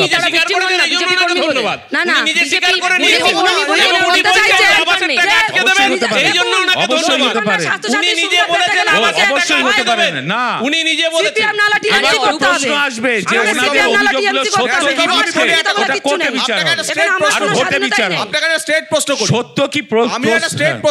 একদম। হ্যাঁ, আপনি বারবার বলছেন যে বিজেপি পরিবার। আমি ভেবেছিলাম রাজনীতি করেন না, সেরকম জায়গা তুমি বলেছো না বিজেপি পরিবার, ওর বাবা বিজেপি করতে, তুমি বলেছো প্রধানমন্ত্রী যোজনার যে সুবিধাগুলো যদি আমাদের হাতে যদি না এসে পৌঁছালো, আজকে সেটা কোথায় যাচ্ছে? মুখ্যমন্ত্রীর হাতে। মুখ্যমন্ত্রী জাদু করে গায়েব করে দিচ্ছেন। উনি একজন জাদু করা মহিলা, উনি একজন জাদু করা মহিলা, জাদু করে আজকে সন্ত্রাসবাদীদের প্রশ্রয় দিয়েছেন। সন্দেশখালীর মানুষ রেখার বাবা, গরিব মানুষ যাতে আবাসের টাকা না। আমি ওইটা জানতে চাইছিলাম। বিজেপির বুথ সভাপতি ছিলেন, ও বিজেপি পরিবার। হ্যাঁ, পলিটিক্যাল। এরপরে আমি বলছি, ওরই করা অভিযোগের ভিত্তিতে, ওরই করা 164 এর ভিত্তিতে শিবু ওনাকে হাজরা ডকুমেন্টস দেখাতে হবে। শিবু না, সে তো গ্রেপ্তার হয়েছে। শিবু হাজরা গ্রেপ্তার হয়েছে, তার বলি বিচার বলি হবে, বলি শাস্তি এদিকে হবে। তাকান। শিবু হাজরা গ্রেপ্তার হয়েছে। আরে পশ্চিমবঙ্গ সরকার হোক না, গ্রেপ্তার করেছে, পশ্চিমবঙ্গ তোমার সরকার মণিপুরে করেছে। তোমার সরকার গ্রেপ্তার, আছে। ওদের আন্দোলন আমার আছে। হাতটা নগ্ন করে হাতটা ধর্ষণ ধর্ষণ করা কি হয়েছে। হয়েছে? নাটক, বিলকিস বানু নরেন্দ্র মোদী বিলকিস জি বানু রেখেছিল। অপরাধীদের মোদী জি মালা রেখেছিল। পরাচ্ছে বিজেপি। ভালো মতো এখানে খাইয়েছিল। গ্রেপ্তার হয়েছে রেখা আসছে, শেখ কারণ হাসিনা। অভিযোগটা কি? অভিযোগটা কি? তার মানে বিজেপি কর্মীর অভিযোগে মুখ্যমন্ত্রী গ্রেপ্তার করছে তৃণমূলের বলি, নেতাকে। জানেন এ কোন রাজ্যে আছে? শোনা যাবে না। এ কোন রাজ্যে শুনতে আছে? হবে তো। হ্যাঁ। অভিযোগটা কি? অভিযোগটা হচ্ছে এটাই তো মুখ্যমন্ত্রী চেয়েছিলেন। গণধর্ষণ। তার তো বিচার হবে, শাস্তি হবে। আচ্ছা, বিজেপি পরিবারের মেয়ে বলে শেখ শাহজাহান গণধর্ষণ করবে? না, সে তো আমি আর বলি আপনি তাকে ডিফেন্ড করছেন মন্ত্রী হিসেবে রাজ্যে? না, একেবারে নয়, একেবারে নয়। ও তো বিচার কোর্ট করবে। আবার বলি। বিচার কোর্ট করবে। আবার বলি। বিচার কোর্ট করবে। আপনি এখানে পোডিয়ামে বসে কে দোষী বা নির্দোষ বলতে পারেন না, কখনো পারেন না। 6 ফেব্রুয়ারি 6 মমতা ব্যানার্জি endorse মনে করেনি বলে আপনি জেলে এখানে পাঠিয়েছে। বসে কাকে পার্থক্য দোষী এখানে। নির্দোষ বলতে পারেন না। 6 ফেব্রুয়ারি রেখারা আন্দোলনে নামে। 7ই ফেব্রুয়ারি রাতে রেখাদের ওই বাড়িতে, 5ই ফেব্রুয়ারি, 6 ফেব্রুয়ারি রাতে আমি শুধু জানতে চেয়েছিলাম যে ফেব্রুয়ারির আগে জানুয়ারি রেখাদের বাড়িতে, আপনারা কেউ জানতেন না রেখাদের বাড়িতে শাহজাহানের বাহিনী হামলা করে। ওর যে ওই রাজ্যের গালের রাজ্যের দাগটি পুলিশ, দেখছেন, দেখুন ভালো রাজ্যের করে, পুলিশ, ওই যে গালের রাজ্যের দাগটি পুলিশ দেখছেন, হয়েছে। ওই 7ই এখন ফেব্রুয়ারি মা- শাহজাহান এখন সেই মা স্মারকটা complain রেখে গেছে। করেছে, থানায় আমাদের গিয়ে- শপথ, থানায় গিয়ে রিপোর্ট লিখিয়ে আসছে, আমাদের তার শপথ, বাড়িতে ওই রেখার পুলিশে গালের পুলিশ দাগ আমরা আছে, মোছাবো মমতা এবং বলেন। শাহজাহানকে তাদের যতদিন জেলে রাখতে হয় আমরা জেলে রাখবো। শাহজাহান অন্যায় করলে বিচার হলে তার শাস্তি হবে। এ তো তার প্রক্রিয়া মমতাদি চলছে। সরকার অ্যারেস্ট করেছে। করবো। তোমার শোনা সরকার যাবে না। কি করেছে? মমতাদি সরকার অ্যারেস্ট করেছে। মমতা ব্যানার্জি সরকার মমতাদি অ্যারেস্ট করেছে। আমাদের তোমার সরকার মণিপুরে গ্রেপ্তার করে ধর্ষকদের মানে কোনো দুই বিচারের দাগ পথ একশো থেকে দাগ তৈরি করে হতো, দিয়েছে। দাগ যদি মোছার হতো উনি একবার সন্দেশখালীতে আসতেই পারতেন। মা বোনেদেরকে বহিরাগত বলতেন না। আজকের বহিরাগত যদি এই রেখাপাত্র আচ্ছা, অরূপ কিন্তু আমি তো একটা এখনো নাম বললাম, রেখা বলতে পাত্র পারবেন না। ওয়েবসাইট থেকে স্বাস্থ্যসাথীর সিরিয়া বার করে দিতে পারবে। আমি ওর বলতে জন্য পারবেন না। চ্যালেঞ্জ করছি। কিসের ওর নিজেরটা বের করে দিক। দেখুন। তুমি নিজে খোলো না রে ভাই, নিজেরটা বের করে তুমি দিক। নিজে খোলো না, নিজে খোলো না, নিজে খোলো না, নিজে তোমার মোবাইলে খোলো, আমি দেখিয়ে দিচ্ছি। তোমার মোবাইলে খোলো, তোমার মোবাইলে খোলো, দেখিয়ে দিচ্ছি। তোমার মোবাইলে খোলো না, দেখিয়ে দিচ্ছি। ওখানে যখন এই ঘটনা ঘটলো তারপরে যে এফআইআর হয়েছে, অভিযোগ হয়েছে, বলে রাখি মন্ত্রী আছেন, সেটা হচ্ছে 111 জনের নামে অভিযোগ হয়েছিল, বুঝলেন তো। অদ্ভুত রকমভাবে দেখবেন, আপনারা তো পরে খুঁজে বার করছেন ওগুলো। 111 জনের মধ্যে আমি ছেড়ে দিলাম আমার নামটা, কিন্তু যাদের নামে অভিযোগ হয়েছে তারা কিন্তু, যারা অভিযোগ করেছে তাদের কাছেই টাকা পয়সা পাবে, তাদের জমির লিজ দেয়নি, তারা 100 দিনের কাজের টাকা পাচ্ছে না, অথচ তাদের নামেই থানায় অভিযোগ হয়েছে। অদ্ভুত রকম। আপনি কতদিন জেলে ছিলেন? আপনি কতদিন আপনি কেন বলছেন না যে নিরাপত্তা সরকারকে মমতার পুলিশ গ্রেফতার করেছিল? বিকাশ সিং আর উনি তো নিরাপত্তা সরকারের বিরুদ্ধেই অভিযোগ করছে, সিপিএম এর রাজত্বের বিরুদ্ধেই অভিযোগ করছে। ওটা আপনারা দেখবেন, আর আমি বললাম যে এদেরকে তার মানে নিরাপদ সর্দারদের বিরুদ্ধেও কিন্তু উনি সেম অভিযোগ করছেন। পুলিশ যে নিরাপদ সরকারকে গ্রেফতার করে জেলে রেখেছে এখানে কি ফুটকি যুক্ত না, না, হয়েছে সেটা তো না একটা ছাড়া আছে? আন্দোলন করতে গেলে এফআইআর হবে, এখানে গ্রেফতার ফুটকি হয়। যুক্ত হয়েছে না ছাড়া আছে? বামের সাথে ফুটকিটা যুক্ত হয়ে গেছে? হ্যাঁ। আমি না, জানতে না, চাইছি। ওনারা তো মানে ভোটটাকে মাঝে মাঝে ট্রান্সফার যুক্ত করে হয়, দিয়ে মাঝে মাঝে নিরাপদ দিকে বাবুরা পাশ হয়ে যায়। একেবারে মাঝে মাঝে যুক্ত শূন্য হয়, হয়ে মাঝে গেছে মাঝে না, কি সিপিএম এর করবে? প্রতি প্রেম উঠলে ওঠে, ভোট ট্রান্সফার হয়। এইটা সম্পূর্ণ রাজনৈতিক ভ্রান্ত। এখানে যারা আছেন পাশাপাশি নেতা PCR দুজন সীতার আছেন ছবি আমরা তৃণমূলের, দেখি। এইটা যদি ভেবে থাকেন তাহলে রাজনৈতিক বিভ্রান্তি বলতে হবে। রাজনৈতিক বিভ্রান্তি এটাই প্রমাণিত যে এই রাজ্যে প্রথম এসেছিল বিজেপি, বিজেপিকে প্রথম আনা হয়েছে এই রাজ্যে। এই রাজ্যে বিজেপিকে তৃণমূল নিয়েছে, আপনারা 1,57,00,000 ভোট দিয়ে দিয়েছেন বিজেপিকে, আপনারা বিজেপিকে বাড়িয়ে দিয়েছেন তো সিপিএম। বিজেপির সম্পর্ক আছে। ডক্টর সরকার, নিরাপদতা, একজন সাধারণ মানুষ হিসেবে একটা কথা বলবো যে আপনাদের প্রত্যেকের অত্যন্ত কঠিন কট্টর রাজনৈতিক স্টান্স আছে, কিন্তু এই রাজ্যের একজন সাধারণ মানুষ এবং নাগরিক হিসেবে আমাদের এটা অস্বীকার করার কোনো জায়গা নেই যে সোশ্যাল অ্যান্ড পলিটিক্যাল অ্যাডমিনিস্ট্রেশনে আমাদের একটা বিরাট ধরনের গলত হয়েছে, এবং এখান থেকে যদি আমাদের এগোতে হয় এবং পার্টি নির্বিশেষে যদি এদের পাশে দাঁড়াতে হয়, তাহলে কিন্তু আমাদের একটা পলিটিক্যাল, অ্যাডমিনিস্ট্রেটিভ এবং সোশ্যাল আত্মসমীক্ষা প্রয়োজন। আমার জগন্নাথের কাছে একটা প্রশ্ন আছে। মহিলাদের সম্ভ্রম এখানে ভুল উণ্ঠিত, এটাই তো ন্যারেটিভ সন্দেশখালীকে সামনে রেখে বিজেপির। কিন্তু সেই মহিলাদের সম্ভ্রম বাঁচানোর লড়াইয়ে যখন বিজেপি নামছে, লাগাতার নির্দিষ্ট এক মহিলাকে আক্রমণ করা হচ্ছে। রাজ্যের মুখ্যমন্ত্রী, তিনিও মহিলা, এটা মাথায় রাখতে হবে। এটা ব্যাকল্যাশ করবে না তো? এর দুটি ব্যাখ্যা। এক হচ্ছে মমতা ব্যানার্জির ভাষ্যে একটি ব্যাখ্যা, সেটা হচ্ছে মমতা ব্যানার্জি নিজেকে মহিলা বলেন না। মমতা ব্যানার্জি নিজেকে বলেন তিনি সবার, তিনি হিন্দু, তিনি মুসলমান, তিনি পুরুষ, তিনি মহা মুশকিল। তার ভাষ্যে বহু ভাষণে তিনি বলেছেন। দ্বিতীয় যেটা হচ্ছে, এটা ওনার ভাষ্যে, সেটা এপাং ওপাং ঝপাংয়ের ভাষ্য মধ্যে সেটা বিশ্লেষণ করার দায়িত্ব দর্শক এবং আপনাদের। দ্বিতীয় ভাষ্য যেটা হচ্ছে, মুখ্যমন্ত্রীর কোনো জেন্ডার হয় না, ওটি একটি প্রতিষ্ঠান। ঘটনাচক্রে একজন মহিলা মুখ্যমন্ত্রী, ওখানে পুরুষ মুখ্যমন্ত্রী,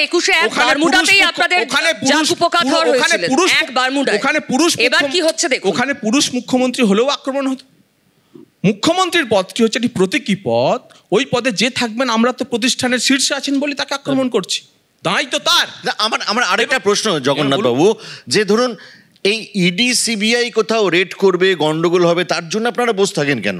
আর কি মানে, এটা তো একটা রেখা পাত্রর অত্যাচারের ইতিহাস কি ফেব্রুয়ারি মাসে নাকি 3-4 বছর ধরে হচ্ছে, বা আরো বেশি হয়তো, তো আপনারা এতদিন ধরে ওয়েট করলেন কেন? আমি সেটা আমরা ধরতে পারছি। দেখুন, রেখার মুখেই 77টা এমএলএ আছে আপনাদের, রেখার মুখেই সে কথাটি আপনারা শুনেছেন। এই 23-এর পঞ্চায়েত ভোটেও সন্দেশখালী কার্যত আনকন্টেস্টেড হয়েছে, ওখানে কারো রাজনীতি করার অধিকার ছিল না। রেখার এই 2011 সালের ভোটও দিতে পারেনি। 2011 সাল থেকে ওখানে সন্দেশখালীতে ভোট হয় না। নিরাপদবাবু রিগিং করে জিতেছেন, যার ফলেতে এই যে রিগিং করে জিতেছে এটা বলতে চাইছে।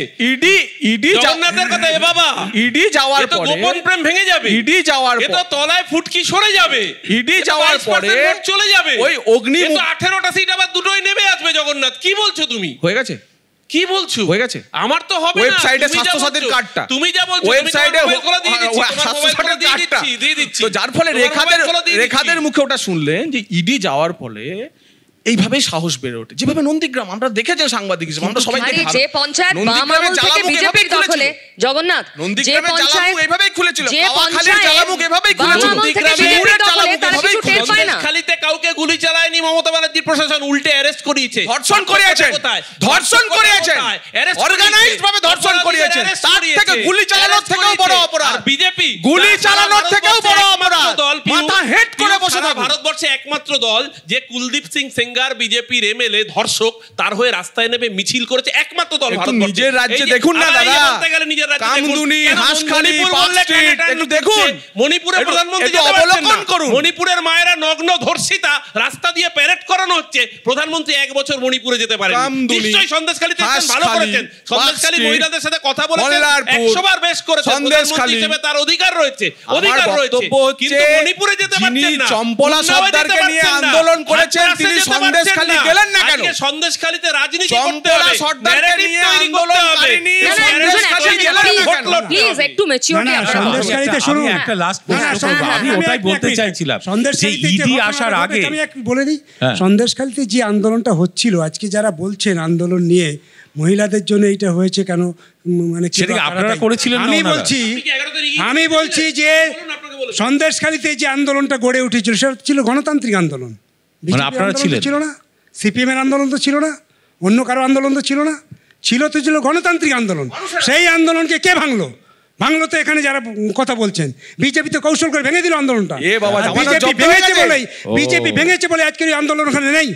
আজকে রাজনীতি মানে সাধারণ মানুষের আন্দোলন বিজেপির হাতে চলে গেল, এটাই বলতে চাইছেন? একজনকে নিয়েছে, রেখা ভাগ করে দিল, রেখা উনিকে দ্বারা গুরুতর অভিযোগ, আপনি বিজেপি পরিবারের মেয়ে, মেয়েদের আন্দোলন কি এরা মর্যাদা দিল? ইডি কি ইডি বিজেপি হয়ে যাচ্ছে না টিএমসি হয়ে যাচ্ছে না সিপিএম হয়ে যাচ্ছে, কি বসে দেখছিলাম? এটা কিন্তু গুরুতর অভিযোগ রেখা। আমরা মা বোনেরাকে হত্যা দিয়ে বসে দেখছিলাম, উনি কোন শাসক দলের না বিরোধী দলের না এই দলের, আমরা কি হত্যা দিয়ে বসে দেখছিলাম? আপনাদের মতো আপনারা সমুদ্রে ঢোকেন, ফাল হয়ে বেরিয়ে যান, আপনারা মা বোনের সম্মান নষ্ট করেন, মা বোনের সম্মান রাস্তায় নিয়ে এসে নিলাম করেন, তখন আন্দোলনটা ভেঙে গেল। কোথায় থাকে মুখ? সব মানুষ তো বলেছিলেন স্টুডিওয় এসে শুধু মা বোনদের সম্মান শুধু এ করে নষ্ট করার চেষ্টা করেন। আপনারা সেই জায়গাটায় যান না কেন? পয়েন্টে যে আপনারা কথা বলেন না কেন? আপনারা কোথায় থাকেন? কোথায় থাকেন আপনারা? তখন বসে কারাগারে বসে হাওয়া খাচ্ছিলেন, যখন মা বোনের সম্মান লুটাচ্ছিল। আপনাদের আশেপাশে আর কেউ ছিল না ভাই বোনেরা? হাওয়ার কথা বলবেন না, শুনুন, যেতে পারেননি কেন জানেন? সন্দেশখালীর ওই আন্দোলনে আপনি একা করেছেন, ওই আন্দোলনে আপনি একা, ওই আন্দোলনে আপনি একা, থানার সামনে আপনি একা বসেছিলেন। সব কি বিজেপির লোক? কোথায় ছিলেন? সব কি বিজেপির লোক? আচ্ছা প্লিজ তৃণমূলের একটা বিক্ষোভ সময় চলে যাচ্ছে, এটা কি অন্যভাবে ডিল করা যেত না? আমি সেটাই বলছি, সহানুভূতি কি ডিল করা যেত না? রেখা আসছি প্লিজ। না, বিষয়টা হচ্ছে রাজ্য সরকার অবশ্যই সহানুভূতিশীল আছেন, এর জন্যই এখানে জমি ফেরত দেওয়ার উদ্যোগ নিয়েছে সরকার, গ্রেপ্তার করেছে 4 জনকে। তারা কোনো না কোনোভাবে আমাদের দলের সাথে যুক্ত ছিল। মুখ্যমন্ত্রী এখানে ছাড়ের কোনো প্রশ্নই নেই, এবং দলগতভাবে কিন্তু ভেতরেও আমাদের দলকে একদম নির্দেশ দেওয়া হয়েছে যে কোনো মানুষের সাথে খারাপ ব্যবহার কিন্তু চলবে না। না, আপনারা না, এক মিনিট বারবার আপনারা গ্রেফতারি দেখাচ্ছেন।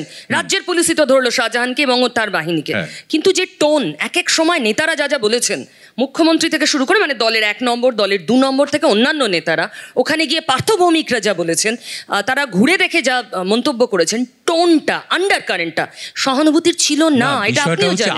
আমি কিন্তু ওটাই জানতে চাইছিলাম যে 19-এর পর যখন 18টা আসন জিতে গেল বিজেপি, তারপর 21-এর আগে যেভাবে আপকেবার 200 পার সহ যে ওয়েবটা তোলা হলো, সেখানে রেখা দেবীরা একবারও কিন্তু রাজ্যের নেতাদের জানাননি যে তারা আপনারা একটা আন্দোলন গড়ে তুলুন।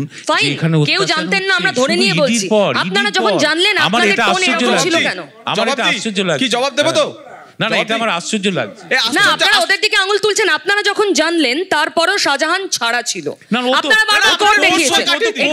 কোর্ট আটকে দিল, আর নেতারা মন্তব্য করে গেছেন। ইডিসিবিআই হাতে তুলে দিল, ভালো হয়ে গেছে। ওনার বিষয়টা একটু কাটায়। যেদিনকে কোর্ট ক্ল্যারিফাই করেছে তার 7 দিনের মধ্যে রাজ্য সরকার অ্যারেস্ট করেছে। রাজনীতিকদের মন্তব্য। পার্থভৌমিক রাজ্যের মন্ত্রী নিজে গিয়ে মা বোনেদের কাছে বলেছেন আমরা ক্ষমা চাইছি। বলেছেন কোথাও কিচ্ছু হয়নি। আমার কাছে কোনো অভিযোগ আসেনি। পার্থভৌমিক কোথায় গেছিল? বিজেপি রাজনীতি করছেন, আপনি বিজেপি রাজনীতি করছেন, আপনি বিজেপি রাজনীতিই করুন। বাংলার মানুষকে এত বোকা ভাববেন না। না, আমি কথা আমরাও নই। হঠাৎ করে এখানে ঝগড়া করার জায়গা না, এটা ডিবেটের জায়গা। ভোট লুট করে জিতেছে, একটু আগে বললেন। অরূপ, অবশ্যই মন্ত্রী অবশ্যই এক মিনিট ছাপ্পা মেরেছে। ভোট লুট করে প্রশ্নটা শুনুন, অরূপ প্রশ্ন শুনুন, তারপর উত্তর দিন। পার্থভৌমিককে কোট করে বলছি, উনি ক্যামেরার সামনে বলছেন আমার কাছে 2-3টি অভিযোগ এসেছে, সেটা জমি জমা সংক্রান্ত, শ্লীলতাহানি, মহিলাদের ওপর অত্যাচারের কোনো অভিযোগ আমার কাছে আসেনি আমি যতক্ষণ ধরে বললাম। অভিষেক ব্যানার্জি তিনি বললেন শাহজাহান কি করেছে, আমি যতদূর জানিও বাড়িতে ছিল না। পরে তিনি টোন চেঞ্জ করেন। কেন এত ইনসেনসিটিভ ছিল? কেন? কোনো প্রশ্নই নেই। আপনি যখন একটা অভিযোগ উঠছে, অভিযোগের মান্যতা, তার জন্য একটা ন্যূনতম তদন্তের সময় লাগে। এবং তদন্তের আগে মন্তব্য করেছেন কেন? দাঁড়ান। আপনি তদন্তের আগে আপনি একজন লোককে কি করে অপরাধী বলে দাগিয়ে দিতে পারেন? আপনি তাকে নিরপরাধ কি করে বলেন? আপনি দাগিয়ে প্রুভেন আনটিল গিল্টি, যতক্ষণ একজন নিরপরাধ, যতক্ষণ সে অভিযুক্ত মানে অপরাধী নয়। প্রিন্সিপাল অফ ন্যাচারাল জাস্টিস তাই বলে অভিযুক্ত মানে অপরাধী নয়। আমরা তো তারপরও আপনি প্রিন্সিপাল গোলাতে চাইছেন, এটা কোনো প্রিন্সিপাল নয় যে অভিযুক্ত তাকে নিরপরাধ তদন্তের আগে বলে দেওয়া তদন্তকে প্রভাবিত করে। অভিযুক্ত ততক্ষণ ভারতবর্ষের আইন বলছে সে অপরাধী নয়, যতক্ষণ না অভিযোগ প্রমাণিত হচ্ছে। সে নিরপরাধও নয়। একদম তাই, ভারতবর্ষের আইন তাই বলছে। আপনি ভালো করে জেনে নিন। দ্বিতীয় কথা পরিষ্কার বলছি, এই সরকার সংবেদনশীলতার সাথে, আমি আবারও বলছি, রেখা দেবী আন্দোলন করেছেন। দেখুন, আমি মহিলা হিসেবে, উনি নারী জাতি, মাতৃজাতির প্রতিনিধি হিসেবে আমি নিশ্চিতভাবে ওনাকে সম্মান করি। উনি আমার বিরোধী দলের প্রার্থী হতেই পারেন, সেই জন্য তার বিরুদ্ধে রাজনৈতিক বক্তব্য আমাদের থাকবে, ওনারও আমাদের বিরুদ্ধে রাজনৈতিক বক্তব্য থাকবে। কিন্তু কোনো মহিলা যেখানে তারা এই অভিযোগ করেছেন, এই সরকার তো সেই অভিযোগকে মান্যতা দিয়েছে বলেই 4 জনকে গ্রেপ্তার করেছে। কিন্তু ওনাদের সরকার কি করেছে? ওনাদের সরকার যখন ওনাদের শাসিত রাজ্যে এই ঘটনা ঘটে, তখন সেই সংবেদনশীলতা কোথায় থাকে? আমি তো এই জন্যই জিজ্ঞাসা করছি। মোদিজি সন্দেশখালী এসছেন, বেশ করেছেন, প্রধানমন্ত্রী হিসেবে উনি সঠিক কাজ করেছেন, কিন্তু মোদিজি কেন পাশের রাজ্য মণিপুরে যেতে পারলেন না? 1 বছর হয়ে গেল, যেটা সেখানকার মায়েদের ধর্ষণ করার পর রাস্তা দিয়ে নগ্ন করে প্যারেড। জগন্নাথের একটা প্রশ্ন ছিল স্নেহাশিস বাবুকে, আমরা একদম শেষ পর্যায়ে 1 মিনিট। আর দেখুন, আপনি রেখা দেবীদের বলছেন যে আগে কেন অভিযোগ করলেন না এত কিছু। আমার প্রশ্ন, আপনি তো রাজ্যের মন্ত্রী, মন্ত্রগুপ্তির শপথ নিয়েছেন, শাহজাহান রাও চত্বরে কি চালায় আপনারা জানতেন না? উত্তর না, তার সঙ্গে একটা রাইডারও আছে। এরপরে বলবেন শওকত, জাহাঙ্গীর এরা কি করে ফলতাতে বা ক্যানিংয়ে জানেন আপনারা? ভবিষ্যৎ যখন এতে শাহজাহানের মতো হবে, তখন কিন্তু আবার কোনো স্টুডিওর ডিবেটে প্রশ্ন করবেন না তখনকার স্থানীয় মানুষদের, কেন শাহজাহানদের, কেন শওকতের বিরুদ্ধে আগে বলেননি, কেন জাহাঙ্গীরদের বিরুদ্ধে আগে বলেননি? সন্দেশখালীর পর আপনি এটাও জবাব দিন যে শওকত আর জাহাঙ্গীর কি করে আপনারা জানেন। না, আমার কথা হচ্ছে যে এই যে আপনি একটা অভিযোগ করলেন তৃণমূলের সব গুন্ডা বদমাশ সবই, তো বিজেপির অজস্র ভারতবর্ষ জুড়ে আমি নাম বলে যাব যে এদের বিরুদ্ধে আপনারা কি করছেন। আমি অভিযোগ বা আপনি অভিযোগ করলে হবে না, সুনির্দিষ্ট অভিযোগ থাকবে, তার এফআইআর হবে, তদন্ত হবে, বিচার হবে। সেটাই তো এখন হয়েছে, সেটাই তো এখন হচ্ছে। আমি জানতে চাইলাম যে এটা আরো তো 2 বছর আগেও করতে পারতেন, আপনাদের লিডার আপনারা রয়েছেন। আমি 1-2 বছর আগেই তো দিলীপ প্রসঙ্গে বললাম, বলেছিল সারদার এফআইআর নাম শুভেন্দু অধিকারী। দিলীপ ঘোষ বলেছিল, আমরা বলিনি। 2016 সালে যেদিনকে নারদার ভিডিও পাবলিশ হয়, রাহুল সিনহা, দিলীপ ঘোষ, শ্রমিক ভট্টাচার্য সবাই মিলে বলেছিল চোর শুভেন্দু। করা যায়, কিন্তু বিচার ব্যবস্থায় ঠিক করে এই তো অভিযোগের নির্দোষ। যাই হোক, সরকার থাকবে অবশ্যই ওখানে, যা অন্যায় তো বিচার ঠিক করবে কোর্ট, কিন্তু সরকার সমস্তই প্রোটেকশন দেবে সন্দেশখালীতে মানুষের, সাধারণ মানুষের জমি জায়গা নিয়ে যে সমস্যা ছিল, নিরাপত্তার যে সমস্যা ছিল, সেটা সরকার পদক্ষেপ অবশ্যই নিয়েছে বা নেবে। এখন কোর্টের বিচারের আগে তো আমি কাউকে দোষী নির্দোষ কোনোটাই বলবো না। Thank you. উপস্থিত প্রত্যেক বক্তাকে অনেক ধন্যবাদ। ঝগড়াঝাটিও হলো, তবে সন্দেশখালী কিন্তু এখনো কাঁটা হয়েই থাকলো। 4 জুন বোঝা যাবে কাঁটাটা কাকে বিঁধলো বেশি করে। এখানে শেষ করবো জিডি বিড়লা সভাঘর থেকে TV9 বাংলার মেগা ডিবেট। দেখা হবে খুব শিগগিরই অন্য আরেক মেগা ডিবেটে।